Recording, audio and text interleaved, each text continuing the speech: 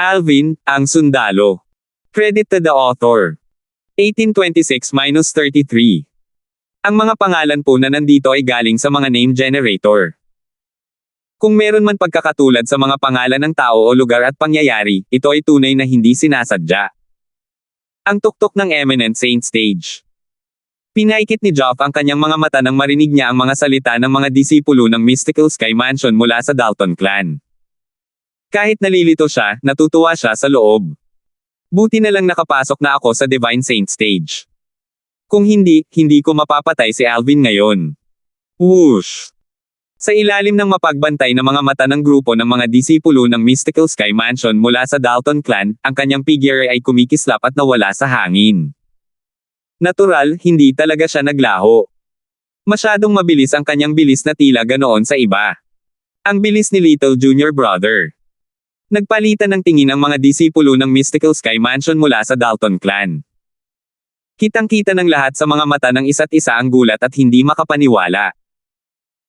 Bagamat karamihan sa mga pinalad na makaligtas ay nasa Intermediate Eminent Saint Stage lamang, alam nila na imposible para sa isang powerhouse sa Mastery Eminent Saint Stage o maging sa tuktok ng Eminent Saint Stage na magkaroon ng ganoong bilis na tila siya ay nawala.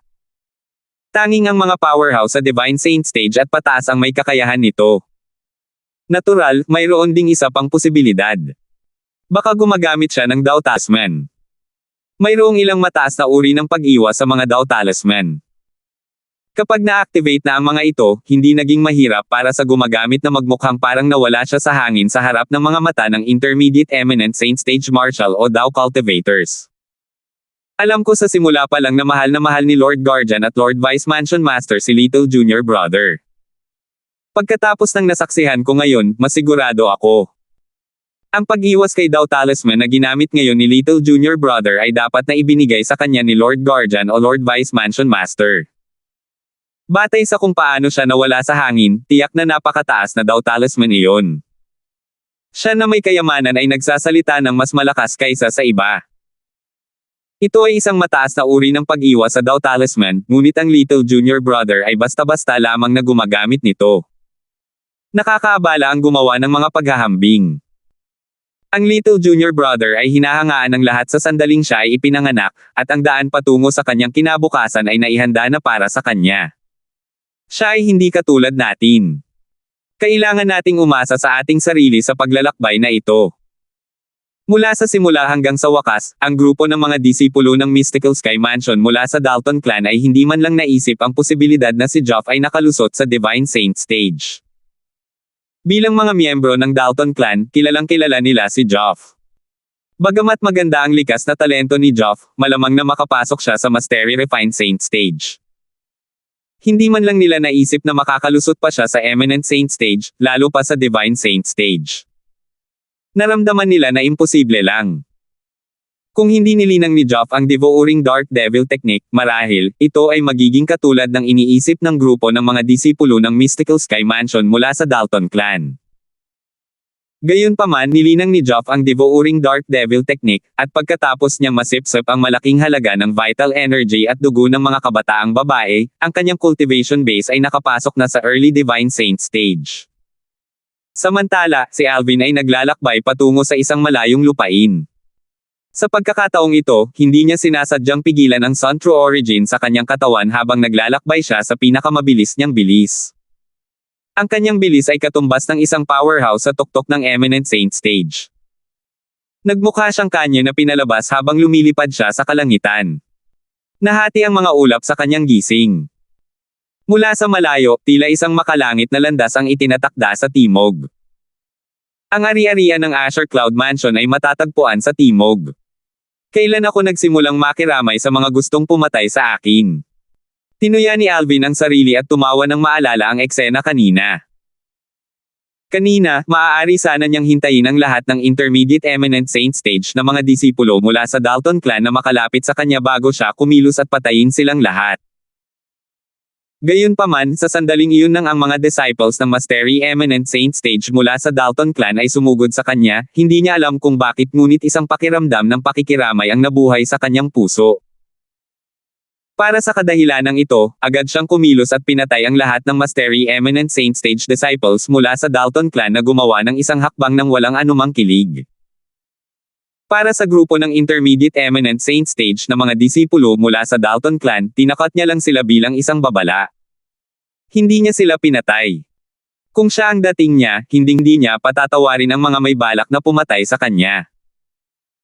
Pwede ba dahil maganda ang mood ko dahil makakasama ko na sila mag-ama sa lalong madaling panahon kaya't iniligtas ko sila. Sa huli, ito lang ang paliwanag ni Alvin. Whoosh! Nang walang babala, isang dumadagandong at nakakatusok na tunog ang umalangaw-ngaw mula sa likod ni Alvin. Base sa tunog ay mabilis itong papalapit sa kanya. Ang bilis.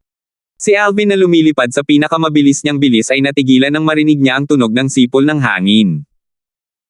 Sa katunayan, ang bilis ni Alvin ay hindi itinuturing na mabagal kahit na sa mga powerhouse sa tuktok ng Eminent Saint Stage. Gayunpaman, ang bilis ng taong nasa likuran niya ay mas mabilis pa kaysa sa kanyang bilis. Isang banal na stage powerhouse. Agad na nahulaan ni Alvin ang cultivation base ng taong humahabol sa kanya. Tanging isang powerhouse sa Divine Saint Stage ang magkakaroon ng ganoong bilis. Hindi ba hiniling ni Senior Brother Gu sa ilang lalaki na pigilan ang pag-alis ng mga banal na Saint Stage na powerhouses mula sa Dalton clan? Paano nakatakas ang taong ito? Medyo seryoso ang ekspresyon ni Alvin, ngunit hindi siya nataranta. Ito ay dahil natuklasan niyang napakabilis ng humahabol sa kanya, ngunit hindi ito ganoon kabilis kaya hindi niya ito kayang harapin. Kung hindi ako nagkakamali, ang humahabol sa akin ay nasa early Divine Saint Stage. Mas naging mahinahon si Alvin nang maisip niya ito. Kung wala siyang Jasper Celestial Sword, marahil, medyo natatakot siya sa isang maagang banal na Sun Stage na powerhouse. Gayunpaman, taglay niya ang Jasper Celestial Sword, at tiwala siyang makakapatay siya ng isang maagang banal na Sun Stage na powerhouse gamit ito. Naturally, dahil sa malawak na agwat sa pagitan ng Divine Saint Stage at Eminent Saint Stage, kahit na ginamit niya ang Jasper Celestial Sword, kakailanganin pa rin niyang i-activate ang hindi bababa sa 50% ng Sun True Origin sa kanyang katawan para pumatay ng isang maagang banal na Saint Stage na powerhouse. Maaaring medyo mahirap kung mayroong tatlong maagang Divine Saint Stage powerhouses ngunit. Devil Chi. Ang taong ito sa early Divine Saint Stage ay isang Devil Cultivator. Habang papalapit sa kanya ang taong humahabol sa kanya, malinaw na nararamdaman ni Alvin ang nakakasuffocate na aura mula sa kanyang likuran. Kasabay nito, ang Devil Seal tablet sa kanyang spatial ring ay nagsimulang manginig na agad siyang na-alerto sa sitwasyon. Ang maagang banal na Sun Stage powerhouse na tumutugi sa kanya ay isang Devil Cultivator. Hindi napigilan ni Alvin na mapamura nang makumpirma niyang ang taong tumutugi sa kanya ay isang Devil Cultivator. Kung ang taong iyon ay hindi isang Devil Cultivator, kailangan niyang maubos ang 50% ng Sun True Origin sa kanyang katawan para magamit ang Jasper Celestial Sword para patayin ang taong ito. Gayunpaman, ngayong nakumpirma na niya na ang tao ay isang Devil Cultivator, hindi na niya kailangan pang gamitin ang Jasper Celestial Sword. Gamit ang Sun True Origin sa kanyang katawan na katumbas ng True Origin ng isang powerhouse sa tuktok ng Eminent Saint Stage, magagawa niyang patayin ang Devil Cultivator sa Divine Saint Stage at sa ibaba gamit ang Devil Seal tablet. Gusto kong makita kung sino ang malas na dumating na naghahanap sa akin. Naisip ni Alvin sa kanyang sarili habang siya ay huminto. Lumingon siya at tumingin sa malayo. Mula sa malayo, isang figure na nababalutan ng siksik na Devil Chi ay sumusugod kay Alvin sa napakabilis na bilis. Napakabilis nito na kahit si Alvin ay nakikita lamang ang kanyang after image. Matapos buhayin ni Alvin ang kanyang strange pupil, unti-unting lumilinaw ang figure ng taong humahabol sa kanya. Sa isang sulyap lang, patulala si Alvin. Alvin! Parang alam mo na walang paraan para makatakas ka. Isang malamig na boses ang narinig. Ang maagang banal na stage powerhouse na tumugi sa kanya ay nakatayo na ngayon malapit kay Alvin. Ikaw kasi. Napatulala si Alvin dahil nakilala niya ang maagang banal na Sun Stage na powerhouse na humabol sa kanya.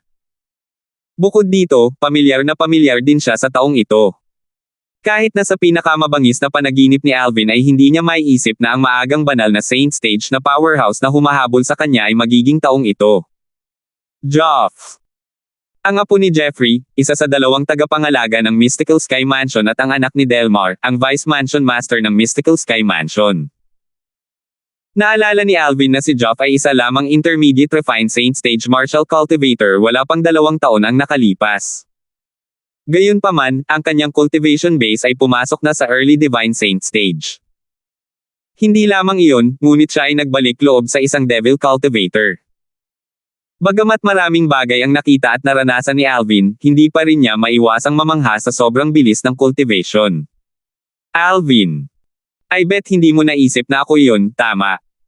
Natawa si Geoff nang makita ang naguguluhan at gulat na mga ekspresyon sa mukha ni Alvin. Si Geoff ay nakaramdam ng labis na kagalakan, pagmamalaki, at pagmamalaki. Wala pang 2 taon, ngunit nakalusot ka na sa Early Divine Saint Stage mula sa Intermediate Refined Saint Stage. Mukhang nagkaroon ka ng hindi inaasahang pagkikita sa loob ng 2 taon na ito. Pagkaraan ng ilang sandali, huminga ng malalim si Alvin para kumalma. Ang kanyang naguguluhan at gulat na ekspresyon ay napalitan ng kalmadong ekspresyon. Alvin, ako, si Geoff, ay matagal nang naghihintay sa araw na ito. Ngayon, maghihiganti ako sa iyo. Ang mga mata ni Geoff ay kumikinang sa kinang ng pamumula.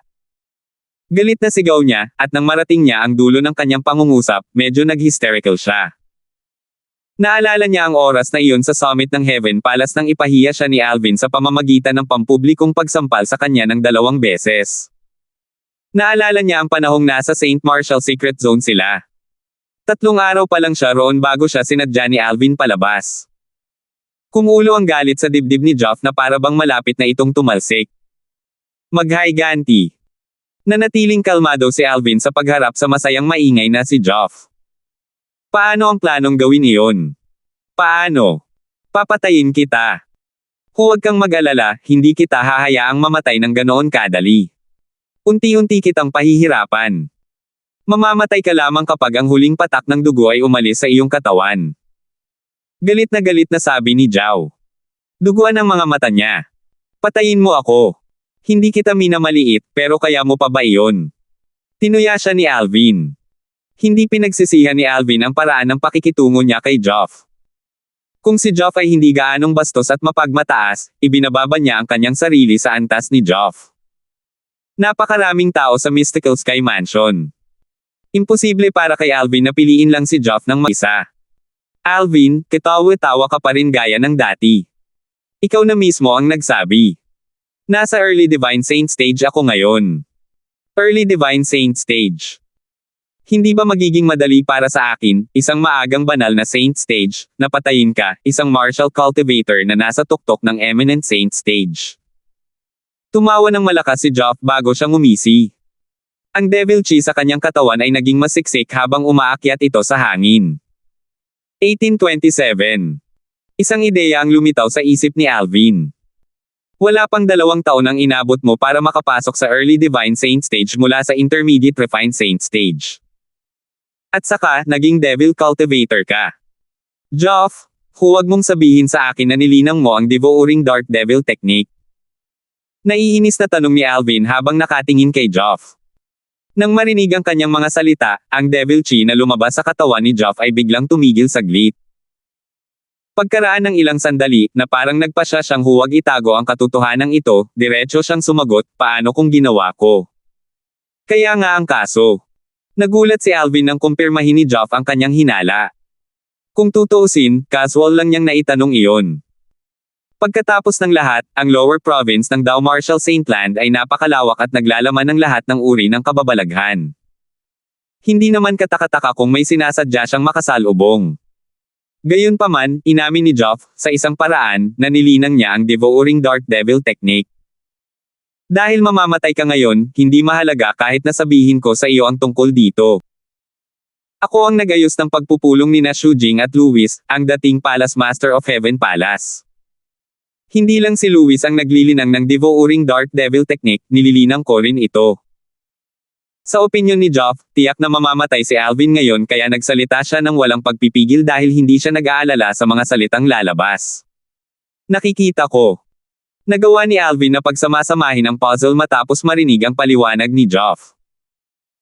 Kung gayon, nangangahulugan ba ito ng kaguluhan sa mga malalayong lugar sa kanluran, at ang mga kabataang babae na ang mga vital energy at dugo ay hinigop ay hindi ginawa ng Palace Master Zhu lamang? Eksakto. Kami ni Luis ang naging tuyong bangkay ng mga kabataang iyon. Gayunpaman, hindi tulad ni Luis na tumatangging hawakan ang mga birhen, pinakamamahal ko ang mga birhen. Dahil sa kanilang vital energies at dugo, ang aking cultivation base ay mabilis na tumaas. Nang matapos ni Joff ang kanyang pangungusap, dinilaan niya ang kanyang tuyong labi na may pananibik na ekspresyon. Isang gutom at mukhang lobo ang kumikinang sa kanyang mga mata. Hayop ka! Naging seryoso ang ekspresyon ni Alvin. Hindi ka ba natatakot na maging kalaban ng publiko sa pamamagitan ng paglilinang ng devouring Dark Devil technique? Ang kalaban ng publiko ay si Luis. Para sa akin, isa lang akong mapalad na makatanggap ng mana mula sa prehistoric Devil Beast. Ngumiti si Joff ng may pagmamalaki. Hindi ka ba nag-aalala na ikalat ko ito? Tanong ni Alvin habang malamig na kumikinang ang kanyang mga mata. Ipagkalat mo ito. Bueno, una, kailangan nating tingnan kung makakaligtas ka ngayon. Ngumiti si Joff ng mapang-asar. Alvin, ang iyong likas na talento ay talagang mataas. Kung patuloy kang lalakas, maaari kang maging isang alamat kapag nagtungo ka sa Upper Province ng Dao Marshall Saint Land. Sa kasamaang palad, ginawa mo akong kaaway. Ito lang ang iyong ginagawa. Kumpiyansa na sabi ni Joff. Para bang sigurado siya na hinawakan niya si Alvin sa kanyang palad. Gusto mo akong patayin. Titingnan natin kung kaya mo akong patayin. Malamig na tugon ni Alvin habang nanliit ang kanyang mga mata nang makita niya si Joff na walang kahihiyang nagyayabang. Huwag kang mag-alala. Sinabi ko nang hindi ako nagmamadaling patayin ka. I'll take my time and torture you to death. Ang tono ni Joff ay naging mas malamig at mas malamig habang ang Devil Chi sa kanyang katawan ay tumaas pa. Nang walang babala, habang umalangaw-ngaw sa paligid ang isang nakakasira ng lupa na tunog ng pagsabog ng hangin. Si Joff na lubos na nababalot ng Devil Chi ay tila isang walang katulad na masamang Diyos. Sa isang iglap lang, nakarating na siya sa harap ni Alvin. Boom! Isang kamao ang nabasag sa lakas ng bundok kay Alvin. Ang pag-atake ay naramdaman na parang bumagsak ang bundok Taishan kay Alvin, na pinipilit siya. Swish! Swish! Swish! Ang tunog ng mga espadang sumisipol sa hangin ay tumunog habang ang mga gintong sinag ng espada ay bumubuo ng isang magaan na kalasag sa paligid ng katawan ni Alvin. Ito ay ang Colossal Sword Bell. Hindi lamang iyon, ngunit ang karamihan sa mga sinag ng espada ay tumama sa mga kamao ni Joff na umaalingaw-ngaw sa Devil Chi. Isa ka lang mantes na sinusubukang ihinto ang isang kalisya. Mamatay ka! Sigaw ni Joff. Ang enerhiya sa kanyang mga kamao ay tila mas tumaas nang madali niyang winasak ang depensa ni Alvin bago siya muling nagpatuloy sa pag-atake sa kanya. Gaano kalakas? Sa sandaling ito, naranasan ni Alvin ang lakas ng isang maagang banal na Sun Stage powerhouse. Hindi ito isang bagay na kayang tiisin ng kasalukuyang kanya. Sa pinakakaunti, hindi siya mapapantayan ni Joff kung hindi niya gagamitin ang Jasper Celestial Sword at ang Devil Seal Tablet. Bang! Dahil dito, pinili ni Alvin na iwasan ang suntok ni Joff. Bagamat mabilis siya, mas mabilis pa ang suntok ni Joff. Bang! Bagamat hindi dama po ang suntok ni Joff kay Alvin, dama po ito sa Jasper Celestial Sword na tumaas sa ibabaw ng kanyang katawan. Sa sandaling ito, ang Colossal Sword Bell ay nabasag sa libu-libong piraso. Natural na naapektuhan si Alvin nang mabasag ang Colossal Sword Bell. Kasabay ng matagal na puwersa mula sa suntok ni Joff, pinalipad siya. Lumipad siya tulad ng isang palaso na umalis sa bowstring at huminto lamang sa matinding kahirapan pagkatapos niyang lumipad ng daan-daang metro palayo.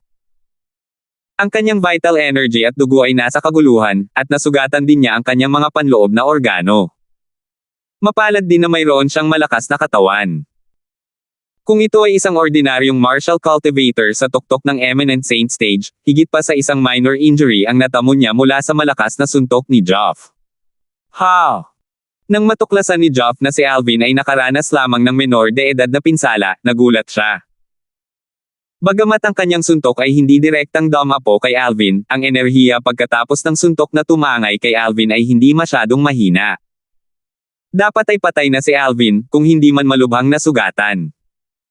Batay sa kasalukuyang sitwasyon, ang kanyang suntok ay nagdulot lamang ng ilang maliliit na pinsala kay Alvin.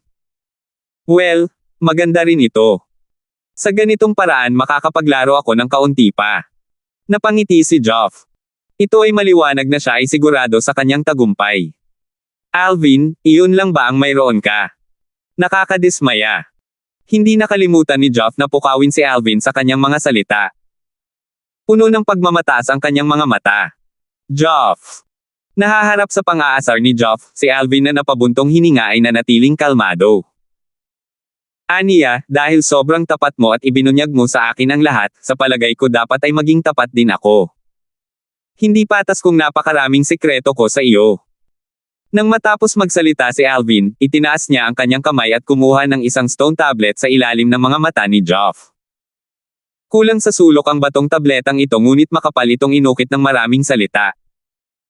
Ang mga salitang ito ay mahirap unawain, at hindi alam o naiintindihan ni Alvin ang mga ito. Sa sandaling ito, ang stone tablet ay nanginginig ng husto sa kamay ni Alvin na para bang sinusubukan nitong kumawala sa pagkakahawak ni Alvin. Ito ay... Walang ideya si Geoff kung bakit, ngunit nang kunin ni Alvin ang stone tablet na walang sulok, nabuhay ang takot sa kanyang puso.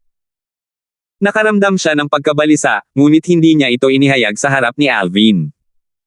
Gayunpaman, mabilis na lumipat ang atensyon ni Geoff sa ibang lugar. Nakita niya ang paglilipat ng mga kalamnan sa mukha ni Alvin na kinaiinisan niya hanggang sa nag-transform ito sa isa pang gwapong mukha. Mukha siyang pamilyar.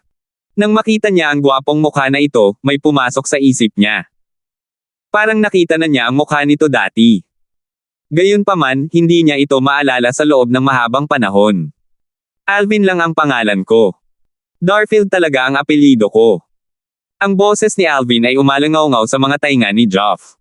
Alvin lang ang pangalan niya. Ang kanyang apelyido ay hindi Lysander ngunit Darfield. Nang marinig ang mga salita ni Alvin, si Geoff ay likas na sumagot, bakit mo sinasabi sa akin ang... Gayunpaman, bigla siyang tumigil sa pagsasalita na para bang may naalala lang siya. Nanlaki ang mga mata niya at bumungad sa mukha niya ang pagkagulat. Bamulong siya, di Alvin. Alvin. Hindi ba iyon ang taong napapabalitang nagtataglay ng Devil Seal tablet? Naalala ko na ngayon. Nang tumingin muli si Geoff kay Alvin, sa wakas ay naalala niya kung saan niya nakita ang mukha na ito. Ang mukha na ito ay kapareho ng taong nasa portrait na ikinakalat sa paligid noon.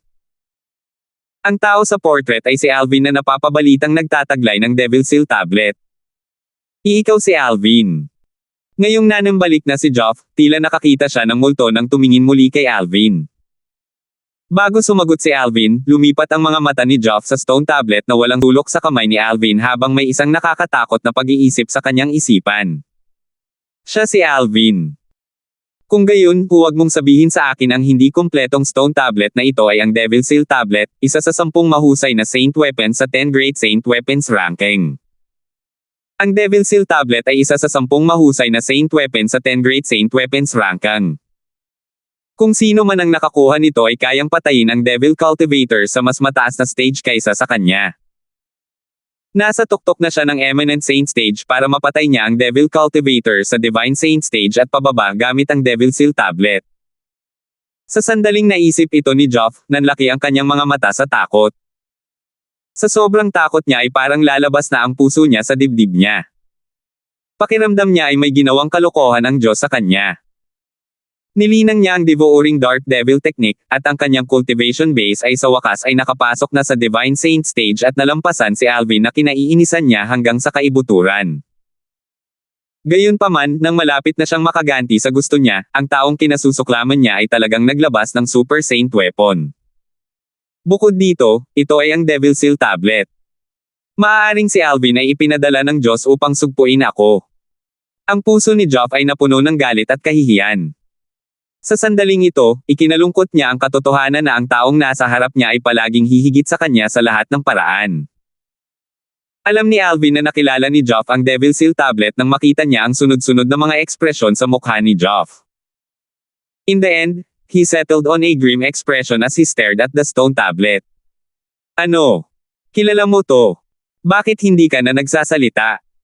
Di ba sabi mo kanina unti-unti mo akong pahihirapan hanggang mamatay? Di ba sabi mo gusto mo akong putulin ng libo-libong piraso? Tinutuya siya ni Alvin na may kasamang panunuya.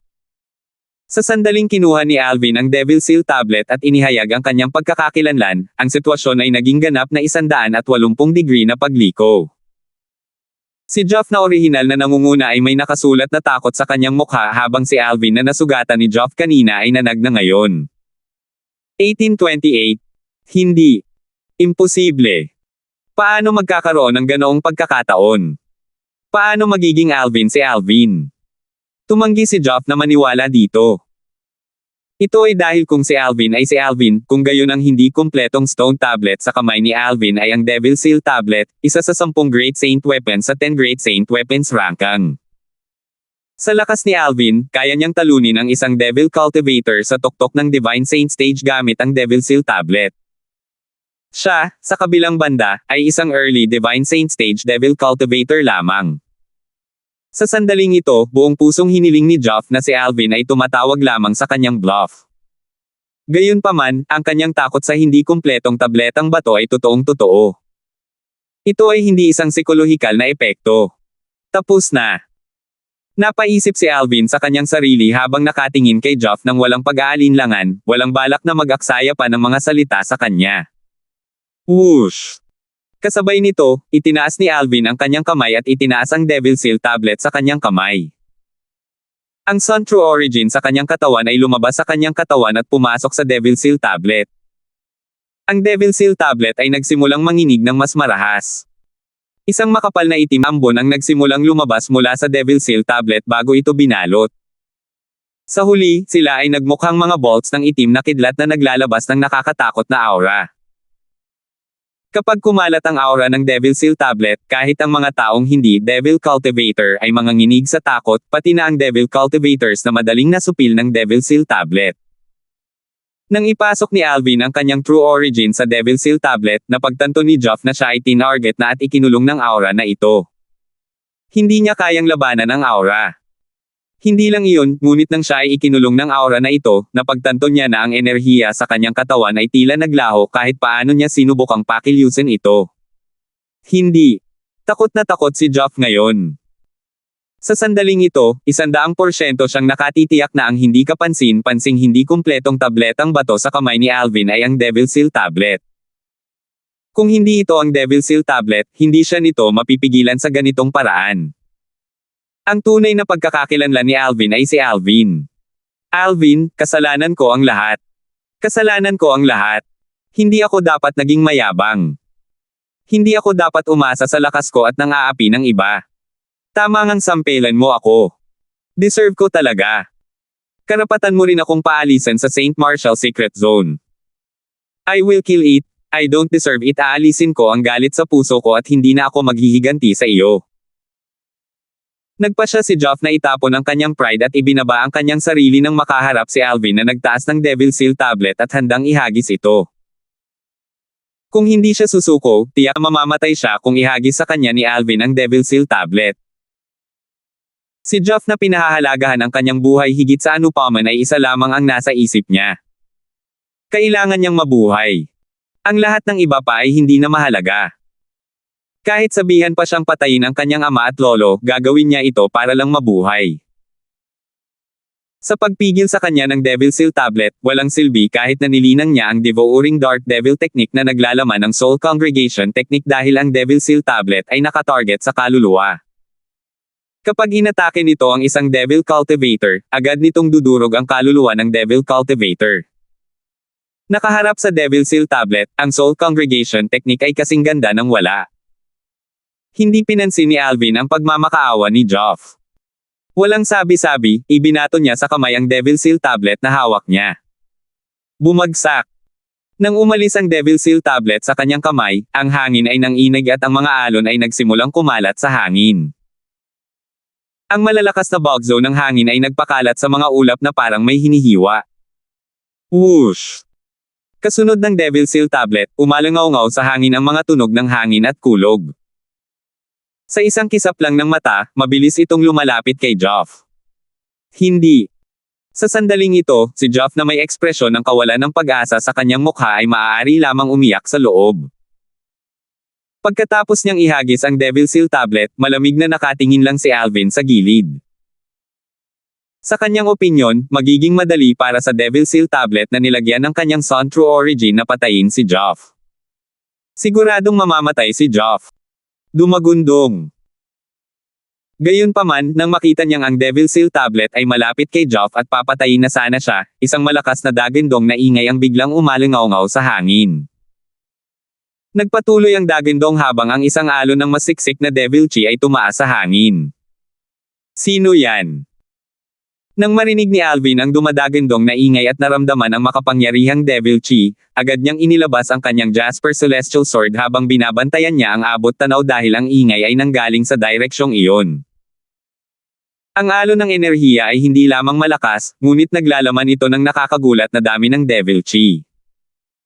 Malinaw na kung sino man iyon, ang taong iyon ay isang makapangyarihang Devil Cultivator. Swish! Kasabay nito, ang Devil Seal tablet na iyon na isang di pa lang ang layo kay Joff ay papatayin na sana siya ng tila may naramdaman itong kung ano. Bigla itong huminto, at tila nawala ng momentum. Gayunpaman, pagkatapos huminto ng ilang sandali, hindi nito binago ang target at nagpatuloy na patungo kay Joff. Sa isang kisap lang ng mata, sa ilalim ng maingat na tingin ni Alvin, isang magandang figure ang lumitaw sa kanyang larangan ng paningin na parang kidlat. Sa sandaling lumitaw ang figure, ito ay sumugod patungo kay Alvin nang may panganib sa napakabilis na bilis. Siya na. Ang magandang figure ay mabilis na lumaki sa mga mata ni Alvin. Nakita niya sa wakas ang hitsura nito. Hindi sumagi sa isip niya na makakaharap niya ang babaeng ito dito. Kahit ilang taon na ang lumipas at medyo nagbago ang hitsura nito, nakikilala pa rin niya ito. Ang babaeng ito ay walang iba kundi ang bastos na Great Young Miss na nakatagpo niya dati sa distrito ng Nine Sect Alliances. Ito ay ang Great Young Miss Rovilyn Orleans mula sa Orleans clan sa Milky Way City. Dahil kay Rovilyn, nagkaroon ng matinding awayan sa pagitan niya at ng Orleans clan. Gayunpaman, narinig niya na ang Orleans clan ay nalipol sa huli. Akala niya ay napatay na rin si Rovilyn. Hindi sumagi sa isip niya na hindi lang siya buhay, kundi nagpakita talaga ito sa harapan niya. At saka, ngayong ilang taon na ang lumipas, parang mas malakas pa sa kanya si Rovilyn. Hindi. Siya ay hindi lamang mas malakas kaysa sa kanya, ngunit kahit na si Joff ay hindi maihahambing sa kanya. Mas mahina siya noon kaysa sa kanya. Anong uri ng hindi inaasahang pagtatagpo ang naranasan ni Rovilyn? Ilang taon na ang nakalipas, mas mahina pa rin siya kaysa sa akin. Gayunpaman, ang kanyang cultivation base ay napakalakas na ngayon na tila nalampasan niya ang Intermediate Divine Saint stage. Lahat ng uri ng pag-iisip ay pumasok sa isip ni Alvin sa sandaling ito. Alvin. Ikaw ang naging sanhi ng pagbagsak ng aking Orleans clan at pagkamatay ng aking kapatid. Ngayon, kailangan kitang patayin upang maghayganti para sa aking kapatid at sa Orleans clan. Ang malamig na boses ng isang babae ay umalangaw-ngaw sa tenga ni Alvin. Ito ay walang iba pang boses ni Rovilyn. Si Alvin ay hindi nakapag-react sa oras bago lumitaw si Rovilyn sa kanyang harapan. Isang di pa lang ang layo nito sa kanya at nakatingin sa kanya na puno ng dugo ang mga mata. Malaking enerhiya ang lumabas mula sa kanyang katawan, ito ay nilagyan ng Devil Chi, na labis na nag-in kay Alvin. Siya ay isang Devil Cultivator din. Napabuntong hininga si Alvin nang maramdaman niya ang paparating na panganib. Whoosh! Parang naramdaman na nasa panganib ang may-ari nito, si Alvin, huminto ang Devil Seal tablet at agad na nagbago ng direksyon kahit isang daliri lang ang layo nito kay Joff, piniling iwanan siya. Mamatay! Nang ang Devil Seal tablet ay nagbago ng direksyon at umaakyat patungo kay Rovilyn, isang manipis na saber ang lumitaw nang wala saan sa kanyang kamay. Ang manipis na saber ay naglalaman ng Devil Chi at isang malakas na enerhiya na pumailan lang sa kalangitan habang ito ay umaandar patungo kay Alvin. Ang mga mata ni Rovilyn ay lubos na namumula sa puot. Sa sandaling ito, walang natitira sa kanyang mga mata maliban kay Alvin. Tila hindi man lang siya naabala sa Devil Seal tablet na nagbago ng direksyon at naninangil sa kanya. Maliwanag na gusto niyang patayin si Alvin kahit na kailangan niyang mamatay. Sa kanyang opinyon, kung hindi dahil kay Alvin, hindi sana nalipol ang kanilang Orleans clan. Ang kanyang kapatid ay hindi sana ipinadala sa kakilakilabot na lugar na iyon para mamatay din. Siya, sa kabilang banda, ay hindi sana pinahirapan sa limitasyon ng kakilakilabot na lugar na iyon na may maliit na pagkakataon na makatakas. Sa huling minuto lang ay nakuha niya ang mana ng prehistoric devil cultivator mula sa lugar na iyon. Dahil mismo sa pamana mula sa prehistoric devil cultivator na nakatago sa Nether Ridge kaya mabilis na umunlad ang kanyang cultivation base sa loob lamang ng ilang taon. Sa wakas ay nakapasok siya sa Mastery Divine Saint stage. Siya ay 2 yugto na mas mataas kaysa kay Joff. Habang hinahampas ni Rovilin ang kanyang saber kay Alvin, naramdaman niya ang pressure na ibinubugan nito. Halos malagutan siya ng hininga. Siya ang gumawa ng unang hakbang pagkatapos ng lahat. Para sa kadahilanang ito, bagamat mabilis ang Devil Seal Tablet, mahirap pa rin itong selyuhan si Rovilin bago dumapo ang kanyang sable kay Alvin. Dahil dito, hindi mailigtas ng Devil Seal Tablet si Alvin. At least, hindi siya nito mailigtas sa sandaling ito. Jasper Celestial Sword. Depende sa iyo ang lahat ngayon.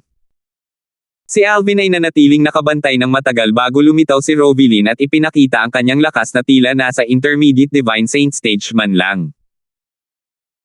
Ang 79 na Saint Vein sa kanyang katawan ay dinala ang lahat ng kanyang Sun True Origin sa kanyang mga kamay, na handang gamitin anumang oras. Nang makita niyang malapit ng dumapo sa kanya ang saber ni Rovilin, inactivate niya ang Sun True Origin na inactivate niya ng maaga at inilagay ang mga ito sa Jasper Celestial Sword nang hindi nagpipigil. Dahil ang bagay na ito ay may kinalaman sa kanyang buhay, siya ay mapapahamak kung siya ay gumawa ng kahit katiting na pagkakamali. Dahil dito, ang dami ng Sun True Origin na inilagay ni Alvin sa Jasper Celestial Sword ay lahat ng kanyang Sun True Origin. Nang ipasok ni Alvin ang lahat ng kanyang Sun True Origin sa Jasper Celestial Sword, naging sanhi ito ng napakahusay na pagkinang ng Jasper Celestial Sword habang naglalabas ito ng nakakatakot na aura. Kasabay nito, lumitaw din ang enerhiya ng gininto ang espada sa paligid ng espada. Whoosh! Ang Jasper Celestial Sword na matako na sumipsip sa lahat ng Sun True Origin ni Alvin sa wakas ay nalaslas habang ginalaw ni Alvin ang kanyang kamay para hawakan ang kamay ni Rovilin ng saber. 1829. Para ka lang isang mantis na pinipigilan ng isang karo. Bagamat napansin ni Rovilin na kakaiba ang espadang hawak ni Alvin, hindi niya ito gaanong pinansin.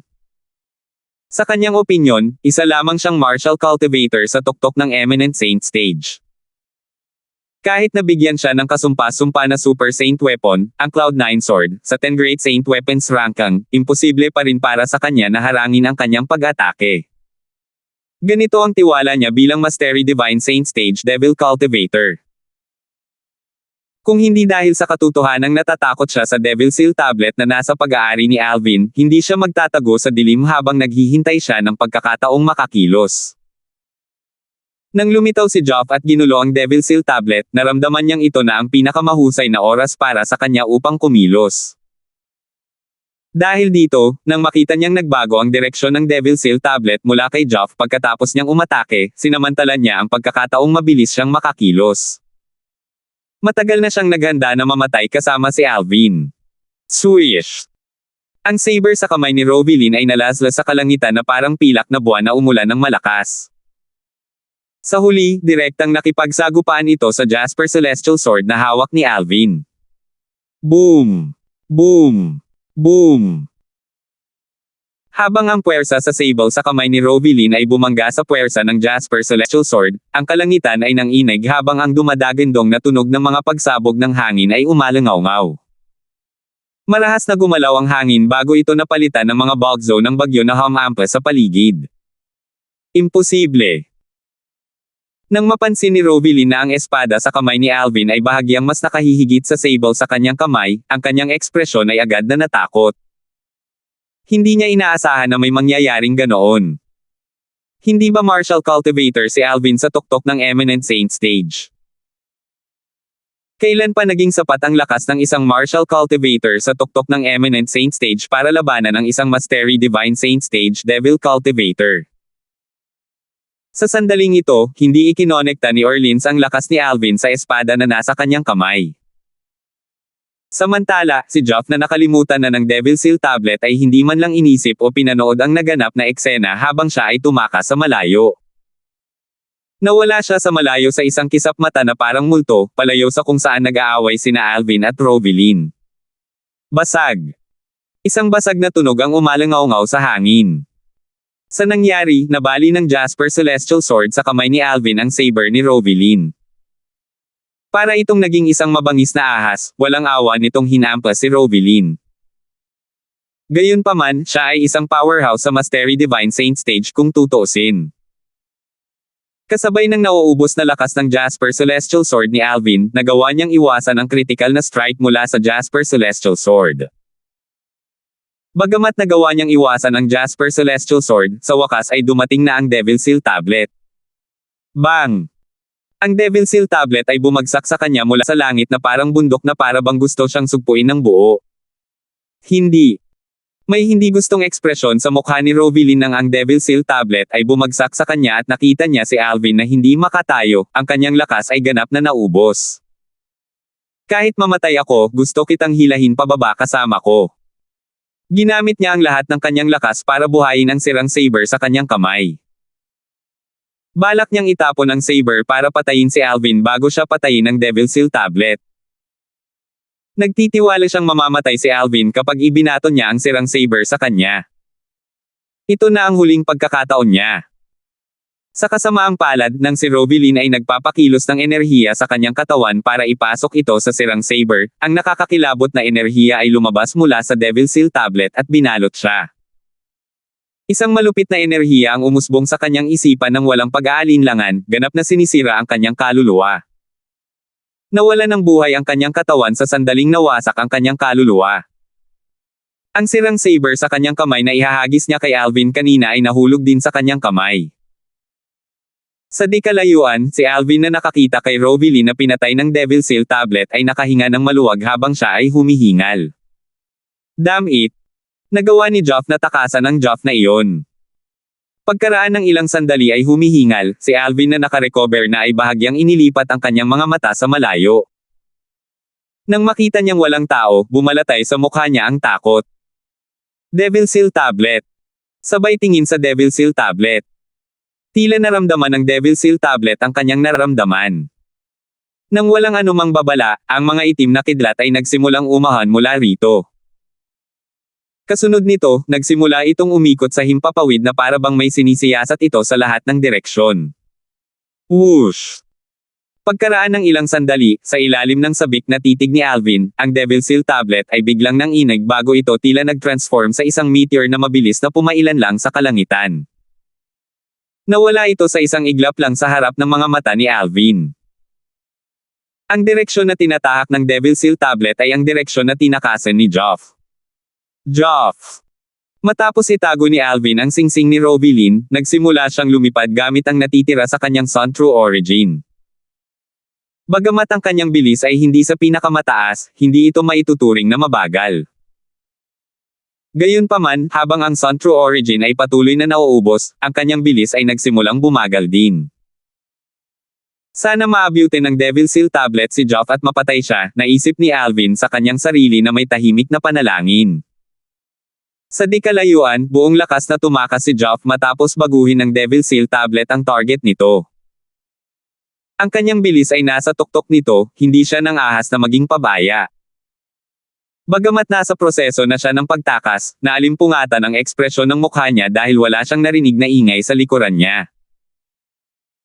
Gayunpaman, pagkaraan ng ilang sandali, narinig niya ang malakas na tunog ng hangin na sumisipol sa kanyang likuran habang agad na bumungad sa kanya ang takot. Tinaabutan ako ng Devil Seal tablet. Habang tumatakas siya, luming siya para tingnan. Sa isang sulyap lang, nakita niya ang isang bagay na katulad ng mga bolts ng itim na kidlat na mabilis na sumusugod sa kanya. Ang bilis nito ay mas mabilis pa kaysa sa bilis ng isang powerhouse sa tuktok ng Divine Saint stage. May mga iniisip pa rin sa isip ni Joff nang lumingon siya sa mga kidlat ng itim na kidlat nang bigla itong lumitaw sa kanyang harapan, na dir-diretsong sumulpat sa kanya. Hindi. Isang malungkot na sigaw lang ang nailabas niya bago bumagsak ang katawan at bumagsak mula sa langit.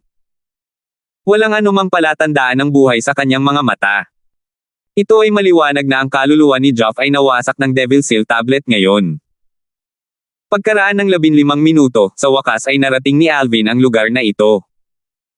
Nang makita niya ang Devil Seal tablet na umaaligid sa langit habang nakahiga si Joff sa lupa, nakahinga siya ng maluwag. Sa kabutihang palad, hindi nakatakas si Joff. Kung hindi, ang balita tungkol sa akin na si Alvin ay kakalat sa lahat ng dako. Ang Devil Seal tablet ay isa sa 10 mahusay na Saint weapon sa Dow Marshall Saint Lance 10 Great Saint Weapons ranking. Kahit na sa Upper Province, ito rin ay itinuturing na isang natitirang armas. Kung kumalat ang balita tungkol dito, walang sino man sa Lower Province ang maglalakas loob na maghangad nito dahil ako ang may proteksyon ng Azure Cloud Mansion. Gayunpaman, ano ang tungkol sa Upper Province? Ang mga tao sa Lower Province ay natatakot sa Azure Cloud Mansion, ngunit ang mga powerhouse na iyon mula sa Upper Province ay walang iniisip na Azure Cloud Mansion. Namuo ang takot sa kanyang puso nang lumitaw ang kaisipang ito sa kanyang isipan. Gayunpaman, dahil namatay na si Joff, dapat okay na ang lahat. Ang balita na siya si Alvin ay hindi tumagas. Hindi bababa sa ngayon. Matapos patayin si Joff, nagpahinga sandali si Alvin bago ipagpatuloy ang kanyang paglalakbay sa Azure Cloud Mansion. Sa main mansion ng Mystical Sky Mansion. Siguro napatay na ni Joff si Alvin ngayon, di ba? Dahil sa kadahilanang siya ay sinusubaybayan ni Prescott Coulter, ang Palace Master ng Yellow Palace, si Delmar ay hindi makaalis sa ari-arian ng Mystical Sky Mansion. Maaari lamang siyang manatili sa kanyang tirahan habang naghihintay ng balita. Basag. Nang walang babala, isang basag na ingay ang tumunog sa malapit at nakaakit ng tingin ni Delmar. Sa isang sulyap lang, nakita niya na sa 3 perlas na nakalagay sa malapit na mesa, ang perlas sa kanan ay nabasag. Nang makita ito ni Delmar, nanlaki ang kanyang mga mata nang ito ay naging pula. Jeer! Napaungol siya pagkatapos ng ilang sandali. Puno ng galit at kalungkutan ang boses niya. Ang perlas ay ang kanyang anak, ang soul pearl ni Joff. Ngayon na ito ay nabasag, nangangahulugan ito na si Joff ay namatay at ang kanyang kaluluwa ay nawasak. Whoosh! Si Delmar na nalulula sa galit at kalungkutan ay ibinalik sa kanyang isip si Prescott habang siya ay agad na lumipad palabas ng kanyang tirahan at palabas ng ari-arian ng Mystical Sky Mansion upang hanapin ang kanyang anak. Gusto niyang malaman kung paano namatay ang kanyang anak. Gayunpaman, hindi alam ni Prescott kung ano ang pinagdaanan ni Delmar kaya agad niyang hinaronggan ang kanyang dinadaanan. Palace Master Coulter, kamamatay lang ng anak ko. Don't tell me pipigilan mo ako sa paghahanap sa mamamatay tao. Marahil, kasabwat ka rin ng taong pumatay sa anak ko. Pinandilatan ni Delmar si Prescott na may dugong mga mata na naging sanhi ng panginginig ni Prescott. Patay na si Joff. Kumunat ang noo ni Prescott. Huwag mong sabihin sa akin na sa tingin mo ay magsisinungaling ako tungkol dito. Palace Master Coulter, pag-isipan mong mabuti. Kung makaligtaan ko ang oras na hanapin ang pumatay dahil sa iyo, hindi ka rin direktang magiging kasabwat. Sa oras na iyon, kailangan mong personal na ipaliwanag ang iyong sarili sa aking ama. Nang matapos ni Delmar ang kanyang pangungusap, binanggit pa niya ang kanyang ama na si Jeffrey. Puno ng galit at inis ang tono niya. Napabuntong hininga si Prescott nang marinig niya ito. Masasabi niyang hindi nagsisinungaling si Delmar. Dahil dito, masunurin siyang umiwas sa daan para sa kanya. Dahil halos kalahati ng 3 araw ang lumipas, malamang na umalis na si Alvin sa malayo sa Mystical Sky Mansion. Kahit na hinabol siya ni Delmar, imposibleng maabutin niya ito. Nang umalis si Delmar sa ari-arian ng Mystical Sky Mansion, kinausap niya ang ilang mga disipulo ng Mystical Sky Mansion mula sa Dalton Clan. Nang malaman niya ang direksyon ni Alvin at ang grupo ng mga disipulo ng Mystical Sky Mansion sa Intermediate Refined Saint Stage at pataas ay papunta na rin siya, agad din siyang pumunta roon dahil alam niyang dapat pumunta doon ang kanyang anak. Di nagtagal, nakatagpo ni Delmar ang grupo ng mga disipulo ni Dalton Clan sa Intermediate Eminent Saint Stage na pabalik sa Mystical Sky Mansion. Agad niyang pinigilan ang mga ito bago nagtanong sa malalim na boses, may nakita ba sa inyo si Joff? Lord Vice Mansion Master. Ang grupo ng mga disipulo ni Dalton Clan ay yumuko ng may paggalang kay Delmar at tumango bilang tugon sa kanyang tanong. Lord Vice Mansion Master, nakasalubong namin kanina si Little Junior Brother. Gayunpaman, parang gumamit siya ng ilang high-grade evasion na daw talisman at nawala sa hangin sa harap mismo ng aming mga mata, sabay-sabay na sabi ng marami sa kanila. Pag-iwas sa daw talisman. Kumunat ang noo ni Delmar. Gayunpaman, nang palawigan niya ang kanyang divine consciousness at suriin ang cultivation base ng grupo ng mga disipulo ni Dalton Clan, nagawa niyang pagsamasamahin ang puzzle. Imposibleng maabuti ng isang grupo ng Intermediate Eminent Saint Stage Martial Cultivators ang bilis ng kanyang anak na nasa Early Divine Saint Stage. 1830. Natural lang sa kanila na isipin na ang anak ko, si Geoff, ay gumamit ng pag-iwas kay Dao Talisman, naisip ni Delmar sa kanyang sarili. Sa pagkakaalam ko, lahat ng nasa itaas ng Intermediate Eminent Saint Stage sa Mystical Sky Mansion's estate na wala sa closed door cultivation ay pumunta para ituloy si Alvin. Gayunpaman, bakit kayong lahat na lang ang natitira? Nasaan si Don at ang iba pa? Tiningnan ni Delmar ang grupo ng mga disipulo ng Mystical Sky Mansion mula sa Dalton Clan sa Intermediate Eminent Saint Stage. Isang masamang pakiramdam ang bumalot sa kanyang puso. Lord Vice Mansion Master, Don at lahat ng senior brothers sa Mastery Eminent Saint Stage ay pinatay ni Alvin. Mabilis na may sumagot sa tanong niya. Ano? Bumungad kay Delmar ang takot nang marinig niya iyon. Pakiramdam niya ay tinamaan siya ng kidlat. Pinatay si Don. Si Don ay isang disipulo mula sa Dalton Clan na nirerango sa tuktok ng Mystical Sky Rankang. Nakapasok pa nga siya sa tuktok ng Eminent Saint Stage hindi pa katagal, ngunit pinatay pa rin siya ni Alvin. Alvin. Ang apoy ng galit ay tila lumitaw sa mga mata ni Delmar. Parang susunugin nito ang lahat. Kung iisipin, nang ahas si Alvin na patayin si Don at ang marami sa kanilang mga Dalton Clan's Mastery Eminent Saint Stage disciples. Walang dodang masisira nito ang pundasyon ng kanilang Dalton Clan. Marahil, si Don at ang iba pa ay maaaring hindi maging mga haligi ng Dalton Clan sa ngayon. Gayunpaman, pagkatapos ng ilang dosenang taon o kahit 100 taon na ang lumipas, ang mga tao mula sa Dalton Clan ay makakaasa sa kanila.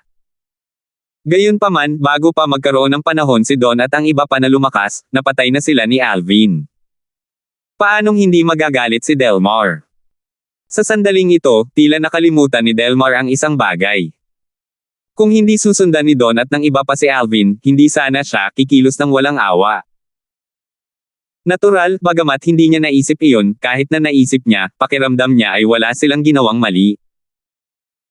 Sa kanyang opinyon, okay lang para sa miyembro ng Dalton Clan na pumatay ng ibang tao ngunit hindi ang kabaligtaran. Huminga ng malalim, pinigilan ni Delmar ang apoy ng galit sa kanyang puso habang tinitingnan niya ang grupo ng mga disipulo ng Mystical Sky Mansion mula sa Dalton Clan at muling nagtanong, kailan kayo nagkakilala ni Geoff? Dumating si Little Junior Brother pagkatapos patayin ni Alvin si Don at ang iba pa, sagot ng isang tao. Nandoon ba kayong lahat sa eksena? Ang ekspresyon ni Delmar ay sobrang malungkot. Bakit hindi kayong lahat pinatay ni Alvin? Marahil, ito ay dahil kami ay masyadong mabagal at hindi umabot sa oras. Dahil dito, marahil ay hindi namin natamo ang kanyang galit o marahil ay hindi niya naisip na kami ay karapat-dapat na patayin, sabi ng isang tao na may mapait na ngiti. Si Geoff ay dapat na humabol kay Alvin. Huwag mong sabihing pinatay siya ni Alvin. Imposible. Si Alvin ay nasa tuktok lamang ng Eminent Saint Stage. Imposibleng mapatay niya si Geoff. Maraming mga pag-iisip ang pumasok sa isip ni Delmar habang siya ay lumipad patungo sa direksyon na pinuntahan ni Alvin. Sigurado siyang hinabol ng kanyang anak si Alvin. Para sa kadahilanang ito, kailangan niyang magtungo sa direksyong ito kung gusto niyang makahanap ng mga pahiwatig na may kaugnayan sa pagkamatay ng kanyang anak. Mukhang hindi masyadong maganda ang ekspresyon ni Lord Vice Mansion Master. Nang makita ng grupo ng mga disipulo ni Dalton Clan sa Intermediate Eminent Saint Stage si Delmar na nagmamadaling umalis nang hindi nagpapaalam sa kanila, lahat sila ay napatingin sa isa't isa. Nakita nila ang malungkot na ekspresyon sa kanyang mukha at kung paano siya nagmamadaling umalis na parang may emergency. May nangyari kaya kay Little Junior Brother? May nagsabi. Natahimik ang lahat nang marinig nila ito. Pagkaraan ng mahabang panahon, maraming tao ang sumang-ayon sa pahayag na iyon. Malamang iyon. Gayunpaman, ito ay kanilang haka-haka lamang kahit na ano. Dahil dito, mabilis nilang itinigil ang pagtalakay sa bagay na ito. Kung narinig ni Lord Vice Mansion Master o kahit na ang Lord Guardian ang kanilang mga salita, tiyak na magkakaproblema sila. Maingat na hinanap ni Delmar ang lugar kung saan siya dumaan. Hindi nagtagal, nadatnan niya si Don at ang mga bangkay ng iba pa. Bagamat alam na niya ang tungkol sa kanilang pagkamatay, mas lalo siyang nagalit nang makita niya ang kanilang mga katawan.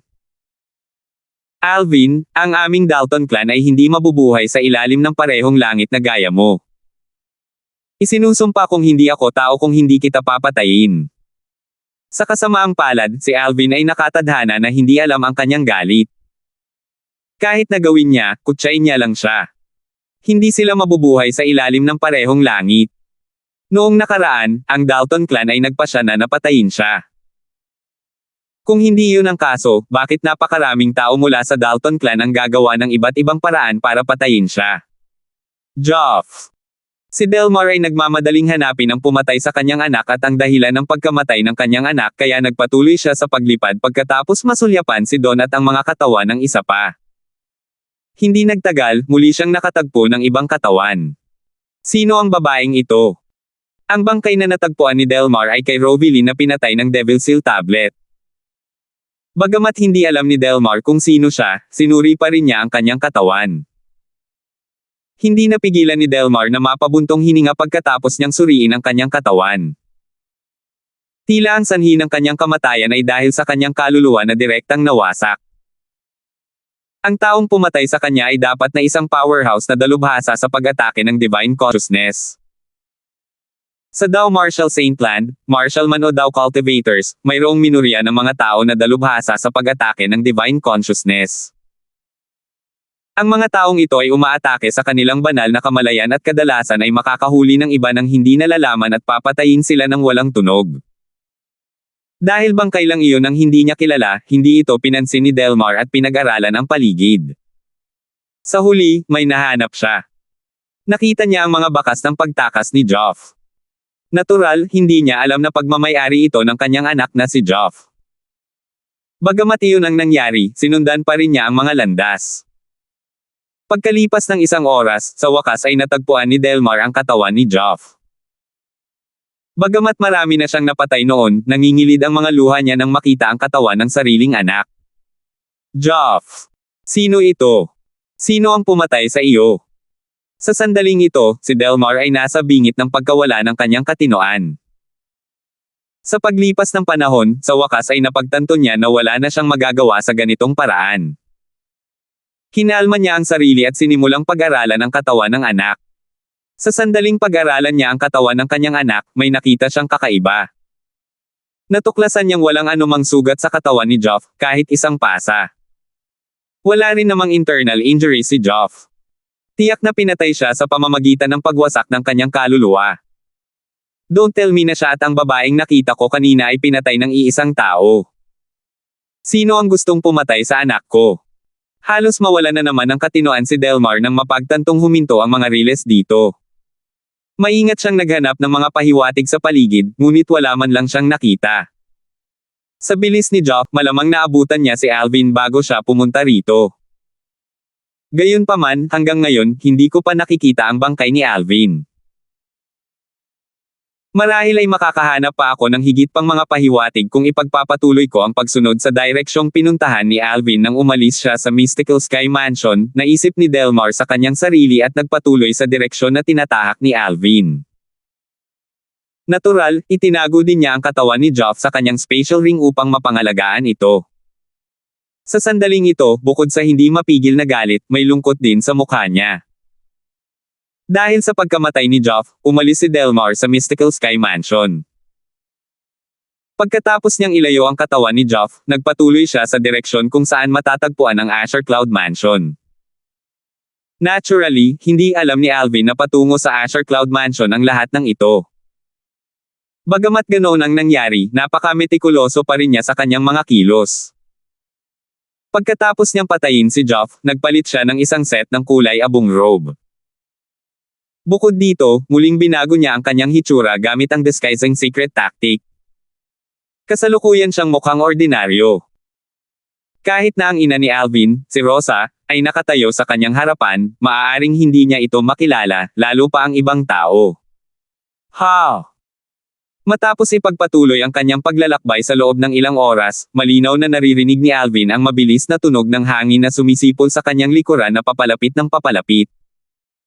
Halatang ito ay isang powerhouse na nagmamadali. Ang bilis naman. Ang cultivation base ng taong ito ay dapat na nasa Mastery Divine Saint stage lang. Napaisip si Alvin habang patuloy siyang sumusulong ng hindi lumilingon. Alvin. Sa sandaling ito, narinig niya ang isang malakas na boses sa kanyang likuran.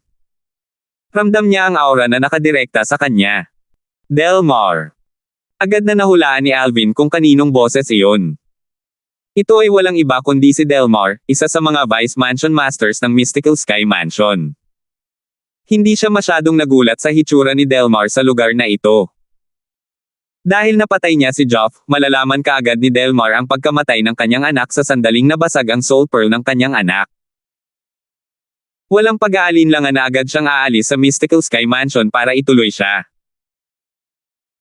Tungkol sa powerhouse na hiniling ni Gory na subaybayan si Delmar, maaaring tinulungan niya si Gory para sa kapakanan ng ama ni Gory, gayunpaman, hindi ibig sabihin na gusto niyang saktan ang ibang guardian, si Jeffrey. Matapos matuklasan na si Joff, ang nag-iisang minamahal na apo ni Jeffrey, ay namatay, paano siya magiging matapang na pigilan si Delmar na umalis? Hindi nagulat si Alvin na tinawag ni Delmar ang pangalang Alvin. Bagamat nagbago ang kanyang hitsura, ang kanyang silhouette mula sa likod ay nanatiling pareho. Kung titignan sa kanyang figure, ganoon pa rin ito.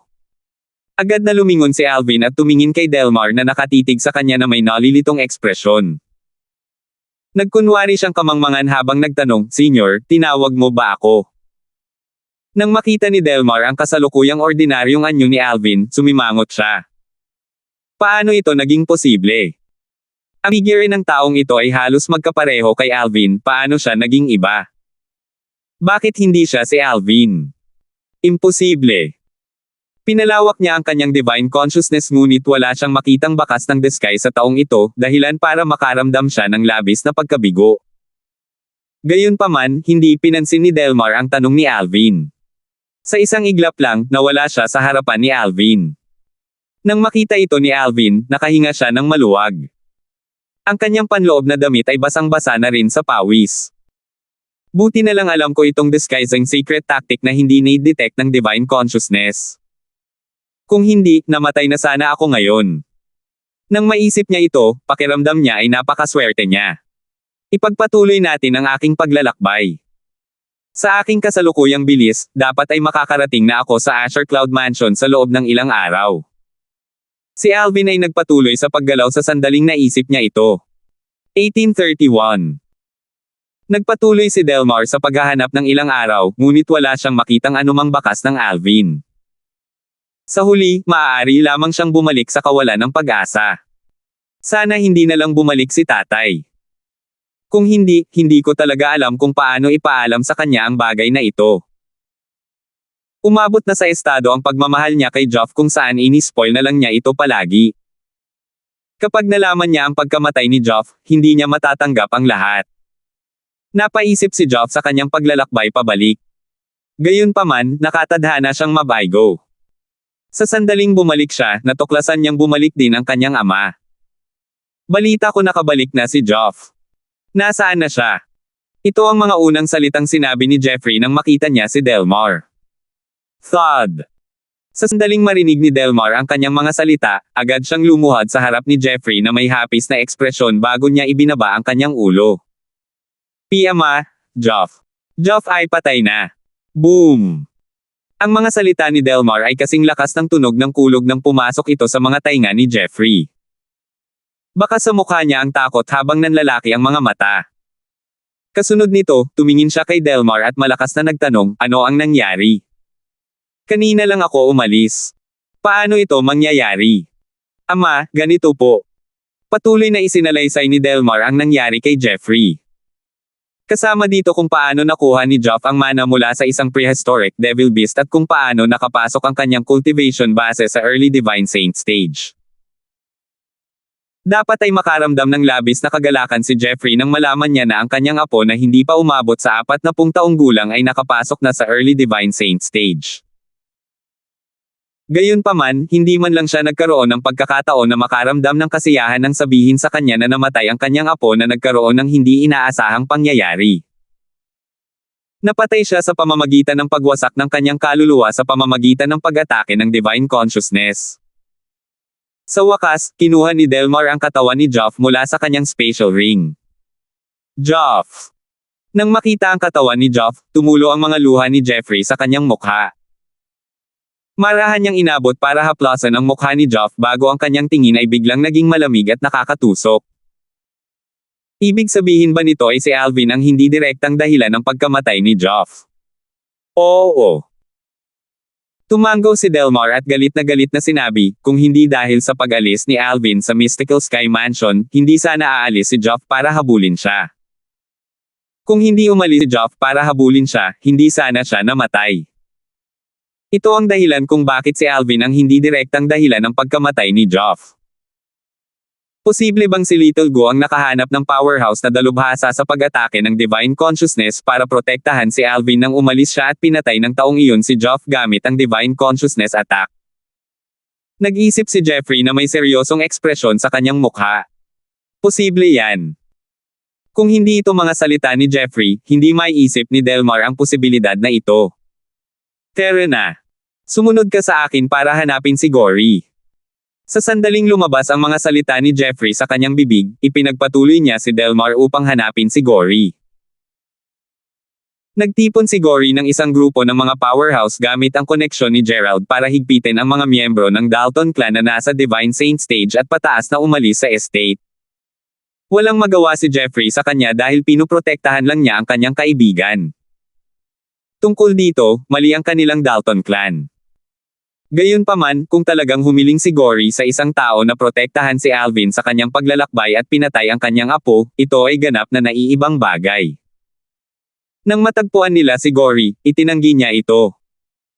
Naghanap lang ako ng mga taong susubaybay sa mga miyembro ng Dalton clan sa Divine Saint stage at pataas, at hindi ako humingi ng kahit anong powerhouse na dalubhasa sa pag-atake ng divine consciousness para protektahan si Junior Brother Alvin. Si Junior Brother Alvin ay nag-iisa nang umalis siya. Maaari akong manampa sa lightning penalty oath kung pareho kayong hindi naniniwala sa akin. Matapos manampa si Gory sa panunumpa ng parusa sa kidlat at walang nangyari, napagtanto ni Jeffrey at ng kanyang anak na si Delmar, na nagkamali sila ng hula. Si Gory ay hindi naghanap ng sino mang magpoprotekta kay Alvin. Kung gayon, sino ang taong pumatay sa kanilang apo, ang kanilang anak, noon? Pagkaalis ni na Jeffrey at Delmar, hindi napigilan ni Gerald na mapabuntong hininga. Hindi ako makapaniwala na namatay si Geoff sa labas. Gayunpaman, isa lamang siyang refined saint stage martial cultivator, kaya bakit siya lumabas? Para patayin si Little Alvin. Humph. Siya ay naghahanap lamang ng kamatayan sa pamamagitan ng pagtugis kay Junior Brother Alvin sa kanyang lakas. Bumantong hininga si Gory. Sa aking opinyon, si Geoff ay malamang na pinatay ni Junior Brother Alvin. Hindi ito maaaring kagagawa ni Little Alvin. Kanina, sinabi nila na si Geoff ay pinatay ng isang powerhouse na dalubhasa sa pag-atake ng divine consciousness. Walang anumang pinsala sa kanyang katawan. Sa pagkakaalam ko, si Little Alvin ay walang pag-atake ng divine consciousness. Sabi ni Gerald habang umiiling. Iba ang tingin niya sa anak niya. Kahit ano paman, karapat-dapat mamatay si Geoff. Ngayong patay na siya, may mas kaunting problema sa Mystical Sky Mansion, walang pakialam na sagot ni Gory. Hindi lamang siya nakaramdam ng simpatiya, ngunit talagang masaya siya sa pagkamatay ni Geoff. Gory, dito mo lang masasabi ang mga salitang ito. Kung kumalang iyong mga salita, natatakot akong hindi iiwan ni na Jeffrey at Delmar ang bagay na ito. Para sa kanila, si Geoff ang kanilang buhay. Kahit na pumunta si Delmar upang maghanap ng babaeng magpapapanganak sa kanya ng isa pang anak, aabutin siya ng ilang dosenang taon para maalagaan ang anak na iyon sa antas ni Geoff. Maiintindihan ni Gerald ang damdamin nina Jeffrey at Delmar. Kung namatay si Gory, ganoon din ang magiging reaksyon niya kina Jeffrey at Delmar. Hindi lang yun, baka mas masahol pa siya sa kanila. Baka masiraan siya ng bait at magkagulo. Oo, Ama. Alam ni Gory na ang mga salita ni Gerald ay sinabi para sa kanyang kapakinabangan kaya madali siyang sumang-ayon dito. Gory, saan nagpunta si Little Alvin? Akala ko ba pupunta siya sa upper province ng Dao Marshall Saintland kasama mo pagkatapos mong makalusot sa Divine Saint stage? Don't tell me iniwan kanya at mag-isa siyang pumunta sa upper province. Curious na tanong ni Gerald. Sa sandaling ito, sina Jeffrey at Delmar ay wala sa paligid upang makapagsalita siya nang hindi nagpipigil sa harap ng kanyang ama. Gayunpaman, hindi niya nilayo na ibunyag kaagad ang pagkakakilanlan ni Alvin. Sa halip, nagpasya siyang dahan-daang pakalmayan ang kanyang ama sa sasabihin nito sa kanya. Ama, ang apelyido ni Junior Brother Alvin ay hindi Lysander. Hindi ba Alvin ang tawag sa kanya? Bakit hindi Lysander ang kanyang apelyido? Natarante si Gerald. Alvin ang pangalan niya. Kung tungkol sa apelyido niya. Padre, hulaan mo ba kung ano iyon? Sabi ni Gory, at nang marating niya ang dulo ng kanyang pangungusap, mas matagal niya kinaladkad ang mga salita. Napakalaki ng mundo, at napakaraming apelyido. Paano ko mahuhulaan ang apelyido niya? Sabi ni Gerald sa pagkadismaya, tama na, itigil mo na ang panunokso sa akin. Sabihin mo sa akin, ano ang apelyido ni Alvin? Kapareho niya ang apelyido sa kasalukuyang mansion master ng Asher Cloud Mansion. Ngumiti si Gory. Ang kasalukuyang mansion master ng Asher Cloud Mansion.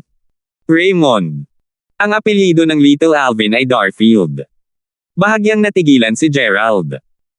Kung gayon, ang ibig sabihin nito ay hindi Alvin ang kanyang buong pangalan kundi Alvin. Sandali lang. Alvin. Alvin. Parang narinig ko na ang pangalang ito sa isang lugar. Gayunpaman, hindi ko matindaan kung saan ko narinig. Ang Devil Seal Tablet. Paalala ni Gory sa kanya. Ang Devil Seal Tablet. Sa sandaling marinig ni Gerald ang mga salita ni Gory, nawala ang ulap sa kanyang isipan. Naaalala ko na ngayon. Siya ang maswerteng batang lalaki na nagdulot ng kaguluhan at nakakuha ng Devil Seal Tablet. Hindi ako makapaniwalang pareho ang pangalan ni Little Alvin sa Alvin na iyon. Alvin. Ang pangalang ito ay hindi karaniwang pangalan. Ngumiti si Gerald.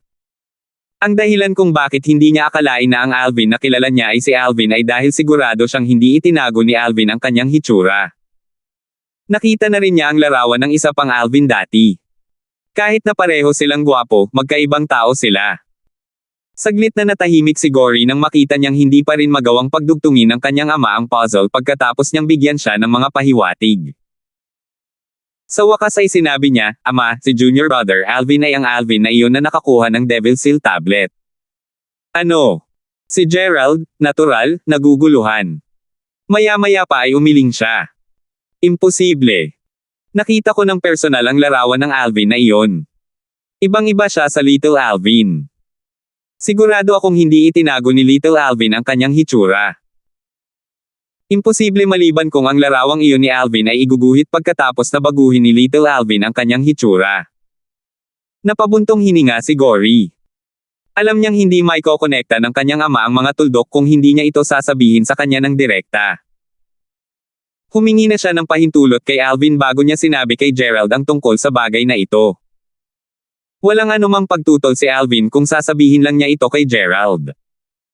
Sa wakas, nagsimulang ibunyag ni Gory ang nalaman niya kay Alvin. Laking gulat ni Gerald na nakabuka ang kanyang bibig sa napakatagal na panahon. Ang napakalaking henyong iyon na si Megan na nawala sa sandaling lumitaw siya sa distrito ng Rising Sky Mansion dati ay hindi ang nakatatandang kapatid ni Alvin kundi si Alvin mismo na nakabalat kayo. Ito ay parehong kaso kay Alvin. Ang orihinal na anyo ni Alvin ay kapareho ng larawan na kumakalat sa paligid noon. Hindi lamang nakita ni Gerald ang larawang iyon noon, ngunit sa kasalukuyan ay dala pa rin niya ang larawang iyon. Kaluskos. Emosyonal na nagmumuni-muni si Gerald habang binubuksan niya ang portrait at tiningnan ang gwapong binata. Kaya ito talaga ang totoong hitsura ni Little Alvin. Napakaswerte niya talaga. Kung iisipin ay nakuha niya ang Super Saint Weapon, ang Devil Seal Tablet, isa sa 10 Great Saint Weapon rankang. Ang Devil Seal Tablet ay isang Super Saint Weapon na maaaring pumatay sa mga Devil Cultivator. Liar! Biglang naging solemn na ang ekspresyon ni Gerald habang nakatingin kay Gory. Hinding-hindi mo dapat ibunyag sa iba ang tunay na pagkakakilanlan ni Little Alvin. Kapag kumalat na ang balita tungkol dito, siya ang magiging target ng lahat. Sa oras na iyon, ang kanyang mga kalaban ay hindi lamang ang mga tao mula sa Dalton Clan kundi ang buong lower province ng Dao Marshall Saint Land, posibleng maging sa buong Dao Marshall Saint Land. Alam ni Gerald ang tukso na taglay ng Devil Seal Tablet. Kung hindi niya ituturing si Alvin bilang kanyang sarili, tiyak na iisipin niyang patayin siya para makuha din ang kayamanan na iyon. Napakalakas ng tukso ng Devil Seal Tablet. Alam ko. Tumango si Gory. Humihingi ako ng permiso kay Junior Brother Alvin bago ko sabihin sa iyo ang tungkol sa bagay na ito. Para sa iba, hindi ko sasabihin sa kanila maliban kung may pahintulot ako. Mabuti. Tumango si Gerald bilang kasiyahan bago muling nagtanong, hindi mo pa sinasabi sa akin. Ano ang dahilan kung bakit nagmamadaling umalis si Little Alvin nang hindi ka hinihintay? Nauna na ba siyang pumunta sa Upper Province? Hindi. Umiling si Gory. Pumunta na siya sa Asher Cloud Mansion. Ako naman, naiwan ako para masabi ko sa iyo na pupunta rin ako sa Asher Cloud Mansion para hanapin si Junior Brother Alvin sa loob ng ilang araw bago tayo umalis sa Lower Province para sa Upper Province. Asher Cloud Mansion. Ano ang ginagawa niya sa Asher Cloud Mansion? Kumunat ang noo ni Gerald, marahil ay naakit siya ng isang tao mula sa Asher Cloud Mansion at nagpas siyang lumipat ng panig. 1832.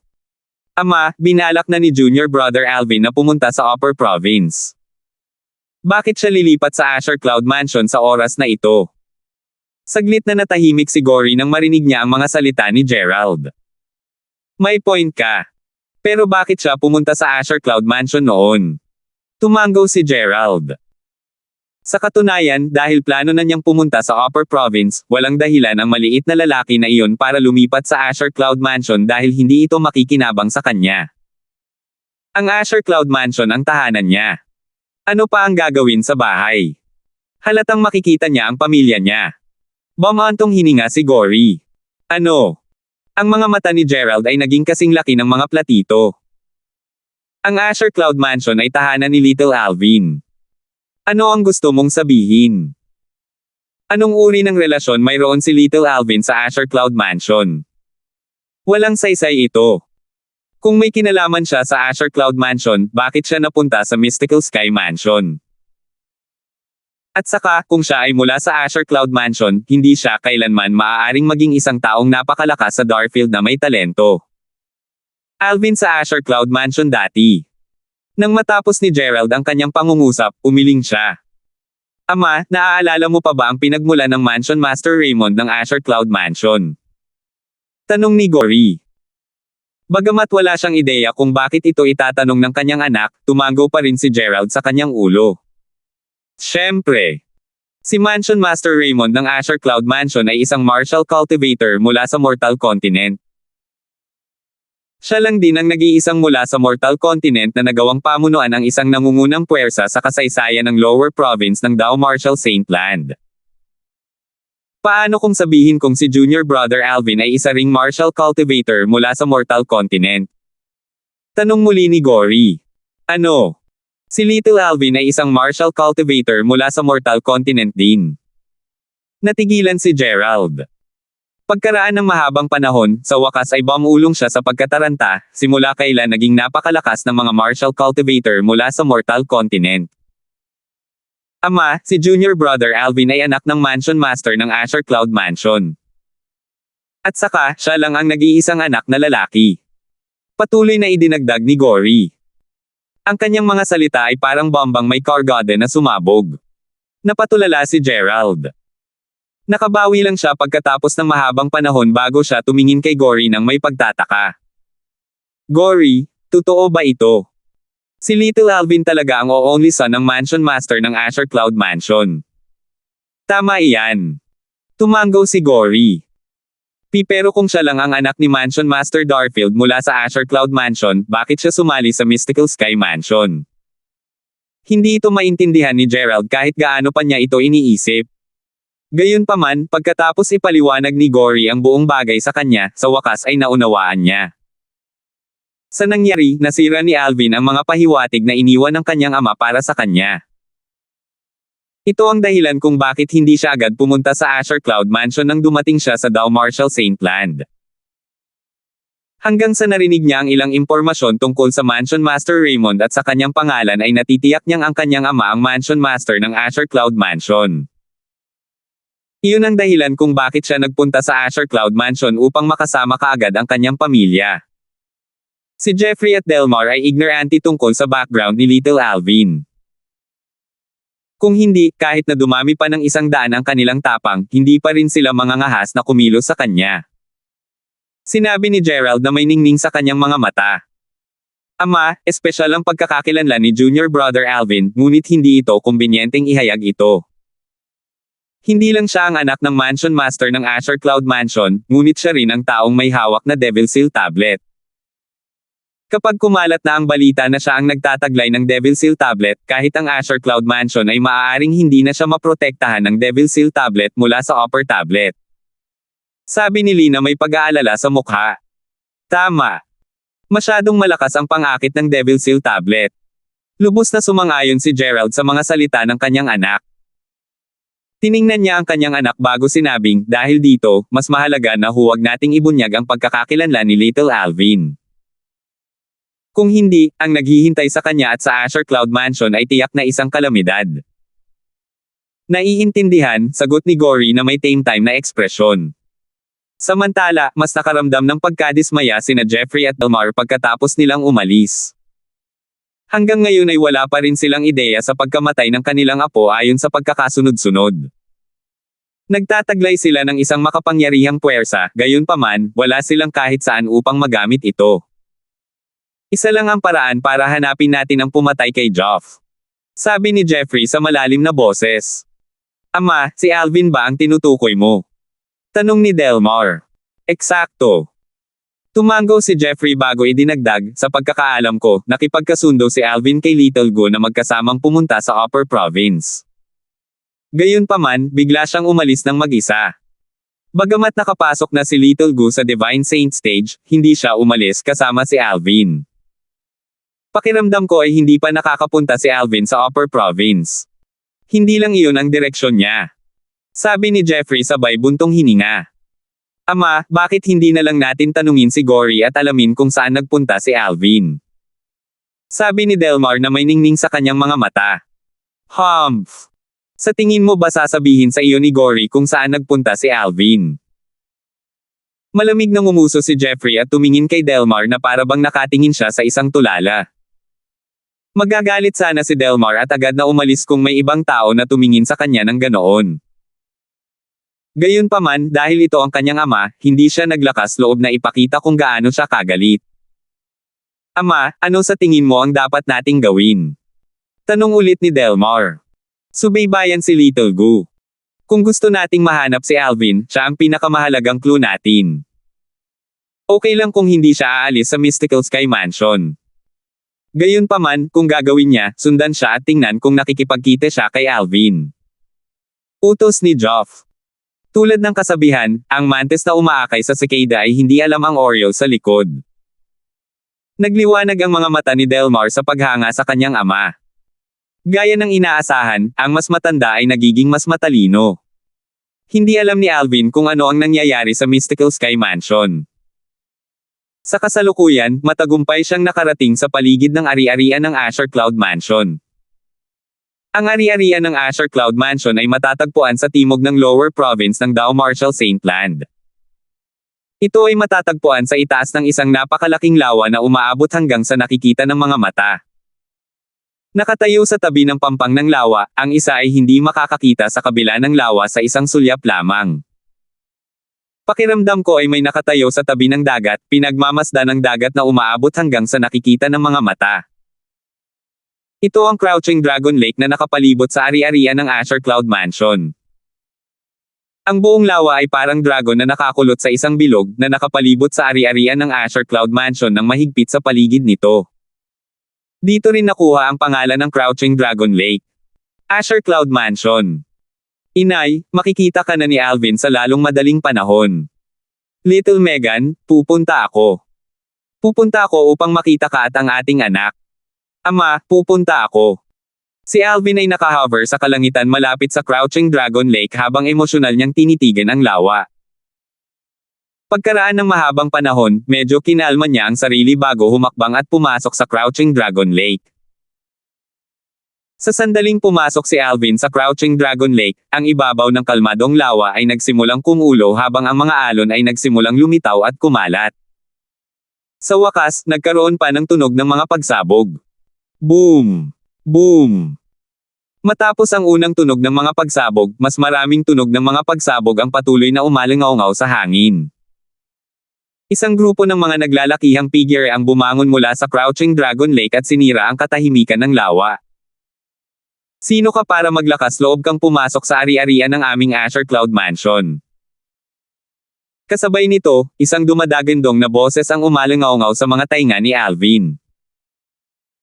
Nang si Alvin ay nakatuntong pa lamang sa himpapawid sa itaas ng Crouching Dragon Lake, pagkatapos ay ang mga dambuhalang figure ay agad na bumangon mula sa Crouching Dragon Lake. Umakyat sila sa langit at pinalibutan siya. Mga mabangis na hayop. Kasabay nito, ang tingin ni Alvin ay dumapo sa 10 naglalakihang figure, at natuklasan niyang lahat sila ay naglalakihang mabangis na hayop. Isang itim na figure ang nakatayo sa ibabaw ng bawat mabangis na hayop. Parang mga sundalo sila. Lahat sila ay walang emosyong ekspresyon at nakasuot ng itim na baluti. Ang mga nakakatakot na aura ay nagmula sa mga katawan ng mga sundalong ito na nagpapadala ng panginginig sa kanilang mga tinak. Mga Black Armored Guards. Noong papunta si Alvin dito, nagtanong siya tungkol sa Azure Cloud Mansion kaya alam niyang ang nagpoprotekta sa ari-arian ng Azure Cloud Mansion ay ang pinaka-elite na gwardya, ang Black Armored Guards, sa Azure Cloud Mansion. Ang pinakamahinang miyembro ng Black Armored Guards ay nasa Early Eminent Saint stage din. Sa Azure Cloud Mansion, isang powerhouse lang sa Early Eminent Saint stage o mas mataas ang kwalipikadong kumuha ng pagsusulit upang maging Black Armored Guard. Ito ay tiyak na dahil ang Black Armored Guards ay ang mga elite ng Azure Cloud Mansion, palagi nilang pinananatili ang bilang ng 1,000 na gwardya. Sama-sama, tinawag silang Black Armored Army. Sinasabi na ang Black Armored Army ng Azure Cloud Mansion ay mayroong isang captain, 10 centurion, at 100 decurions. Ang kapitan ay siya ring commander ng Black Armored Army. Isa rin siya sa exemplary Saint stage powerhouses sa Azure Cloud Mansion. Halos lahat ng 10 centurion, sa kabilang banda, ay nasa Mastery o ang rurok ng Divine Saint stage. Para sa 100 decurions, ang pinakamahina sa kanila ay nasa tuktok din ng Eminent Saint stage. Hindi katakataka na sinasabing ang Azure Cloud Mansion at Mountain Shade Black Market ay mas malakas kaysa sa iba pang quasi third-rate na puwersa. Isantibi ang Mountain Shade Black Market, kung tutusin sa lakas ng Azure Cloud Mansion sa ibabaw, ang Mystical Sky Mansion ay malayong maihahambing dito. May 10 tao na ang nasa Divine Stage of the Black Army at maging ang tuktok ng banal na hukbo na iyon. Ang 1,000 katao. Hindi maiwasan ni Alvin ang makaramdam ng pagkatulala. Ang makapangyarihang puwersang ito ay nasa ilalim ng utos ng kanyang ama. Wala pang 20 taon mula nang mawala at muling lumitaw ang cheapskate kong ama sa Cloud Continent. Sa loob lang ng 20 taon, hindi lang siya gumawa ng pangalan para sa sarili niya sa Lower Province ng Dao Marshall Saint Land ng mag-isa, kundi naging bagong Mansion Master ng Azure Cloud Mansion. Pinangunahan pa niya ang Azure Foot na may lalawigan ng Azure Cloud sa Lower Mansion. Mountain Shade Black Market. Wala talagang ideya si Alvin kung paano makakamit ng kanyang cheapskate na ama ang lahat ng ito sa maikling panahon.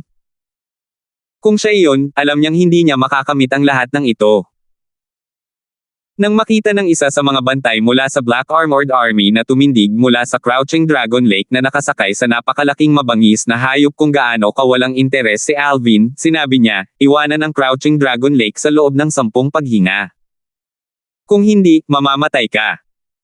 Ito ay maliwanag na ang taong ito na nagbabala sa kanya ay ang pinuno sa 10 Black Armored Guards. Inactivate ni Alvin ang kanyang Divine Eye at agad na sinisiyasat ang kanyang cultivation base. Siya ay nasa tuktok ng Eminent Saint stage. Mukhang isa siyang Dekiren. Napaisip si Alvin sa kanyang sarili. Dekiren, ang dahilan kung bakit ako pumunta sa Azure Cloud Mansion ay para hanapin si Mansion Master Darfield, hindi ibinunyag ni Alvin ang kanyang pagkakakilanlan bilang kanilang Young Mansion Master. Sa halip, sinabi lang niya na hinahanap niya ang Mansion Master ng Azure Cloud Mansion.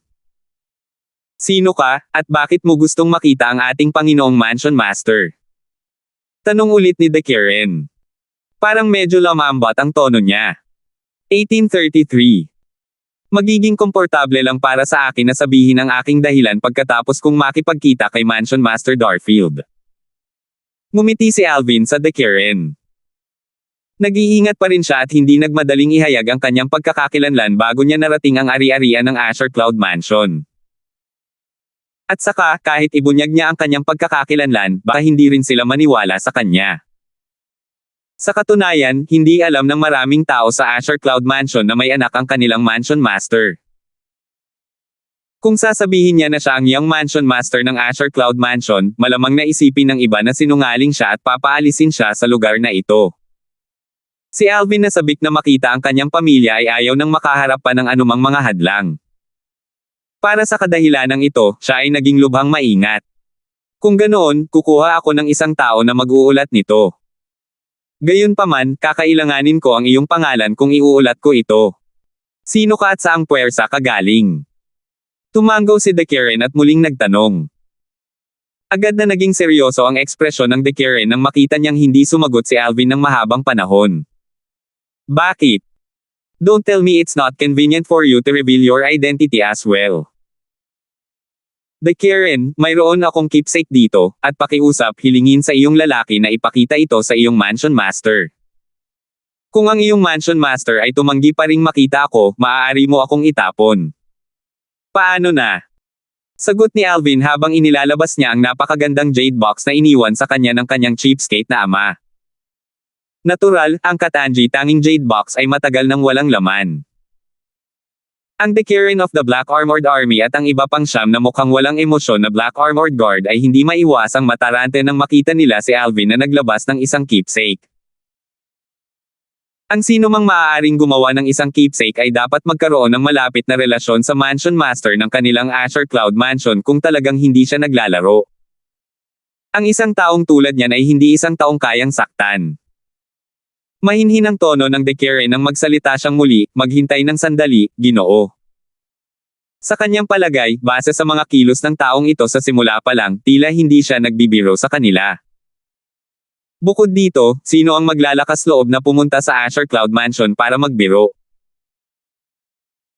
Matapos magalang na kunin ang napakagandang jade box gamit ang kanyang dalawang kamay, maingat na ipinasa ng Dekiren ang jade box sa isa sa mga Black Armored Guards, pumunta at dalhin agad itong alaala sa Lord Mansion Master. Sabihin na mula sa isang panauhin na nanggaling sa malayo. Oo, Lord Dekiren. Ang Black Armored Guard na kumuha ng jade box ay magalang na sumagot at mabilis na sinenyasan ang mabangis na hayop sa ibaba niya na tumungo sa mas malalim na bahagi ng Crouching Dragon Lake. Kasabay nito, tanging si Alvin at ang siyam na Black Armored Guards ang naiwan sa eksena. Si Alvin ay nakatayo sa parehong lugar at ipinikit ang kanyang mga mata para magkaroon ng kalmado ang pag-iisip habang naghihintay sa pagbabalik ng mensahero ng Black Armored Guard. Ang Dekiren at ang iba pang 8 Black Armored Guards, sa kabilang banda, ay nakatayo sa gilid. Hindi man lang sila naglakas loob na huminga ng malakas. Batay sa kung gaano kalmado ang taong nakatayo sa harap nila, lalo siyang naging misteryoso. Sigurado silang mayroon siyang malapit na relasyon sa Mansion Master ng Azure Cloud Mansion. Dahil dito, kinailangan din nilang mag-ingat. Sa kanilang opinyon, ang Mansion Master ng kanilang Azure Cloud Mansion ay isang taong may lubos na paggalang. Siya ay tulad ng kanilang Diyos. Ang sino mang may malapit na relasyon sa kanilang Lord Mansion Master ay hindi isang taong dapat nilang tretuhin ng walang pakundangan. Samantala, kinuha ng Black Armored Guard ang napakagandang Jade Box ni Alvin at hiniling na makita ang Lord Mansion Master ng Azure Cloud Mansion. Naging maayos ang lahat para sa kanya. Natural, hindi niya nakilala ang Mansion Master. Hindi lang iyon, ngunit hindi pa niya nakita ang Mansion Master ng kanilang Azure Cloud Mansion noon. Sa Azure Cloud Mansion, tanging ang grupo ng mga matataas na opisyal sa Azure Cloud Mansion ang nakakita sa kanilang Lord Mansion Master dati. Sa 1,000 katao sa Black Armored Army, 11 centurion lang ang kwalipikadong makilala ang kanilang Lord Mansion Master. Sa ibang mga taong may mas mababang ranggo, ang kanilang Lord Mansion Master ay isang misteryosong tao. Hindi lang iyon, maging ang kanyang kinaroroonan ay isang misteryo. Dahil dito, ang imahe ng Mansion Master ng Azure Cloud Mansion ay misteryoso at marangal sa mata ng mga taong may mas mababang ranggo sa Azure Cloud Mansion. Elder Rong. Sa pasukan sa main hall ng isang suspendidong isla, ang Black Armored Guard ay yumuko sa isang matandang lalaki ng may paggalang. Ang matandang ito ay ang kanang braso ng Mansion Master ng kanilang Azure Cloud Mansion. Ang kanyang posisyon ay mas mababa lamang sa Mansion Master sa Azure Cloud Mansion. Maging ang kapitan ng kanilang Black Armored Army, si Lord Leader, ay kailangang yumuko ng may paggalang kapag nakita niya ang matandang ito. Si Elder Rong ay si Rong Yuan. Tumingin siya sa Black Armored Guard na ito at ngumiti habang nagtanong, may gustong makilala si Lord Mansion Master. Alam ng lahat ng miyembro ng Azure Cloud Mansion na si Elder Rong ay isang palakaibigang elder. Hindi siya umarte na mayabang kahit sino pa ang nakilala niya. Gayunpaman, ang Black Armored Guard ay medyo nabigla pa rin sa hindi inaasahang kabaitan. Elder Rong, may isang binata na pumasok sa Crouching Dragon Lake, at nagkataon na ito ang lugar sa ilalim ng aming pagbabantay. Dahil dito, dinala kami ng aming Dekeren para pigilan siya. Kilala niya daw si Lord Mansion Master at naglabas pa siya ng isang alaala. Gusto daw siyang makita ni Lord Mansion Master. Pagkatapos niyang makita ito, ang Black Armored Guard na si Alvin ang nagsalita at pinaalis ang Black Armored Guard na si Alvin. Natarante si Rong Yuan nang makita niya itong ordinaryong Katanji tanging Jade Box. Pagkatapos niyang kunin ang Jade Box na iyon, pinag-aralan niya itong muli, ngunit wala siyang makitang espesyal tungkol sa Jade Box. Maghintay ka dito sandali habang dadalhin ko itong Jade Box sa Lord Mansion Master, sabi ni Rong Yuan sa Black Armored Guard bago niya dinala ang Jade Box sa main hall. Ang Black Armored Guard ay nakatayo ng diretso sa labas at tahimik na naghintay. Tahimik na lumipas ang oras. Pagkaraan ng mga 15 minuto, lumabas si Rong Yuan. Gayunpaman, ang kanyang ekspresyon ay medyo seryoso. Nang makita ang kanyang seryosong ekspresyon, ang puso ng Black Armored Guard ay kumirat habang ang isang masamang pakiramdam ay tumaas sa kanyang puso. Huwag mong sabihin sa akin na talagang pinaglalaroan tayo ng taong iyon at ang Lord Mansion Master ng Azure Cloud Mansion natin. Hindi ba siya natatakot sa kamatayan? Hindi nakikilala ni Lord Mansion Master ang lumang Jade Box na ito. Hindi lang iyon, ngunit ang taong iyon ay tiyak na sinungaling na nagpapanggap na kakilala ni Lord Mansion Master. Sabihin mo ito sa iyong Deco Ryan, at malalaman niya ang susunod na gagawin. Galit na umalis si Rong Yuan na kumakaway ng manggas. Yung lalaking yon. Okay pa rin kung paglaruan niya lang tayo, pero isipin na naglalakas loob siyang paglaruan si Lord Mansion Master. Damn him. Ang ekspresyon ng Black Armored Guard ay lubhang malungkot. Nang makabalik siya, para siyang binigyan ng booster shot nang mabilis siyang lumipad. Hindi nagtagal ay narating niya ang hangganan ng Crouching Dragon Lake. Bumalik ka na. Si Alvin na nakaramdam ng paggalaw ay agad na nagmulat ng kanyang mga mata habang may ngiti sa kanyang mukha. Sa sandaling naisip niya kung paano niya makikita ang kanyang ina, kasintahang babae, ang kanyang anak, at ang kanyang murang ama sa lalong madaling panahon, siya ay labis na masaya. Gayunpaman, nang makita niya ang seryosong ekspresyon sa mukha ng Black Armored Guard at ang galit na titig na nakasanayan sa kanya, nadurog ang kanyang puso. Mukhang may mali sa sitwasyon. Hindi pwede. Ang napakagandang Jade Box na iyon ay naiwan ng aking cheapskate na ama sa Cloud Continent. Dapat ay makikilala niya ito sa isang sulyap lang. Kasabay nito, nalaman din ng Dekeren na sila ay nalinlang. Agad na naging malungkot ang kanyang ekspresyon. How dare you? To think na naglakas loob ka talagang makipaglaro sa aming Azure Cloud Mansion. Hinahanap mo ang kamatayan. Nang tumingin muli ang Decaren kay Alvin, ang kanyang tingin ay tumatagos. Ang kagandahang asal noon ay tuluyang nawala. Sabik siya putulin si Alvin sa maraming piraso. Maglalaro. Ang ekspresyon ni Alvin ay naging nakakatakot. Siya. Maglaro sa paligid. Ano ang nangyayari? Nagpaliwanag si Alvin sa Decaren at tumingin sa Black Armored Guard na nagpunta para iulat ito kasabay ng pagtatanong niya, Decaren, may hindi pagkakaunawaan ba? Sigurado akong walang problema sa alaala ko, at dapat makilala din ito ng Mansion Master ng Azure Cloud Mansion mo. Gusto ko sanang tanungin ang taong ito, na ipasa mo ba ang kahon ng Cloud Mansion ng Azure Jade? Humph! Personal kong ibinigay ang Jade Box kay Elder Rong, at personal niyang ibinigay ito kay Lord Mansion Master. Sinabi ni Elder Rong na hindi nakikilala ni Lord Mansion Master ang sirang Jade Box na ito. At isa kang sinungaling na nagpapanggap na kilala mo si Lord Mansion Master. Malamig na bumantong hininga ang Black Armored Guard. Si Elder Rong. Sumimangot si Alvin bago ito huminahon. Kung gayon ay tama na. Ang problema ay dapat nasa Elder Rong. Paano ito? Dalhin mo ako upang makita ang Mansion Master ng iyong Azure Cloud Mansion. Kapag nakita ko siya, tiyak na lalabas ang katotohanan. Paano na? Kung ako ay sinungaling, hindi mo na kailangang gumawa ng anuman dahil papatayin ako kaagad ng iyong Mansion Master. Dapat kay Elder Rong ang problema. Nang marinig ang kanyang mga salita, ang 10 Black Armored Guards, kabilang ang Decaren, ay tumingin kay Alvin ng may titig na naging mas malamig. Naglalaman pa ito ng pahiwatig ng nakakatakot na layuning pumatay. Sa Azure Cloud Mansion, sino ang hindi nakakaalam na si Elder Rong ang tagapagsalita ng Mansion Master? Gayunpaman, ang taong ito ay nangahas na sabihin ang problema ay kay Elder Rong.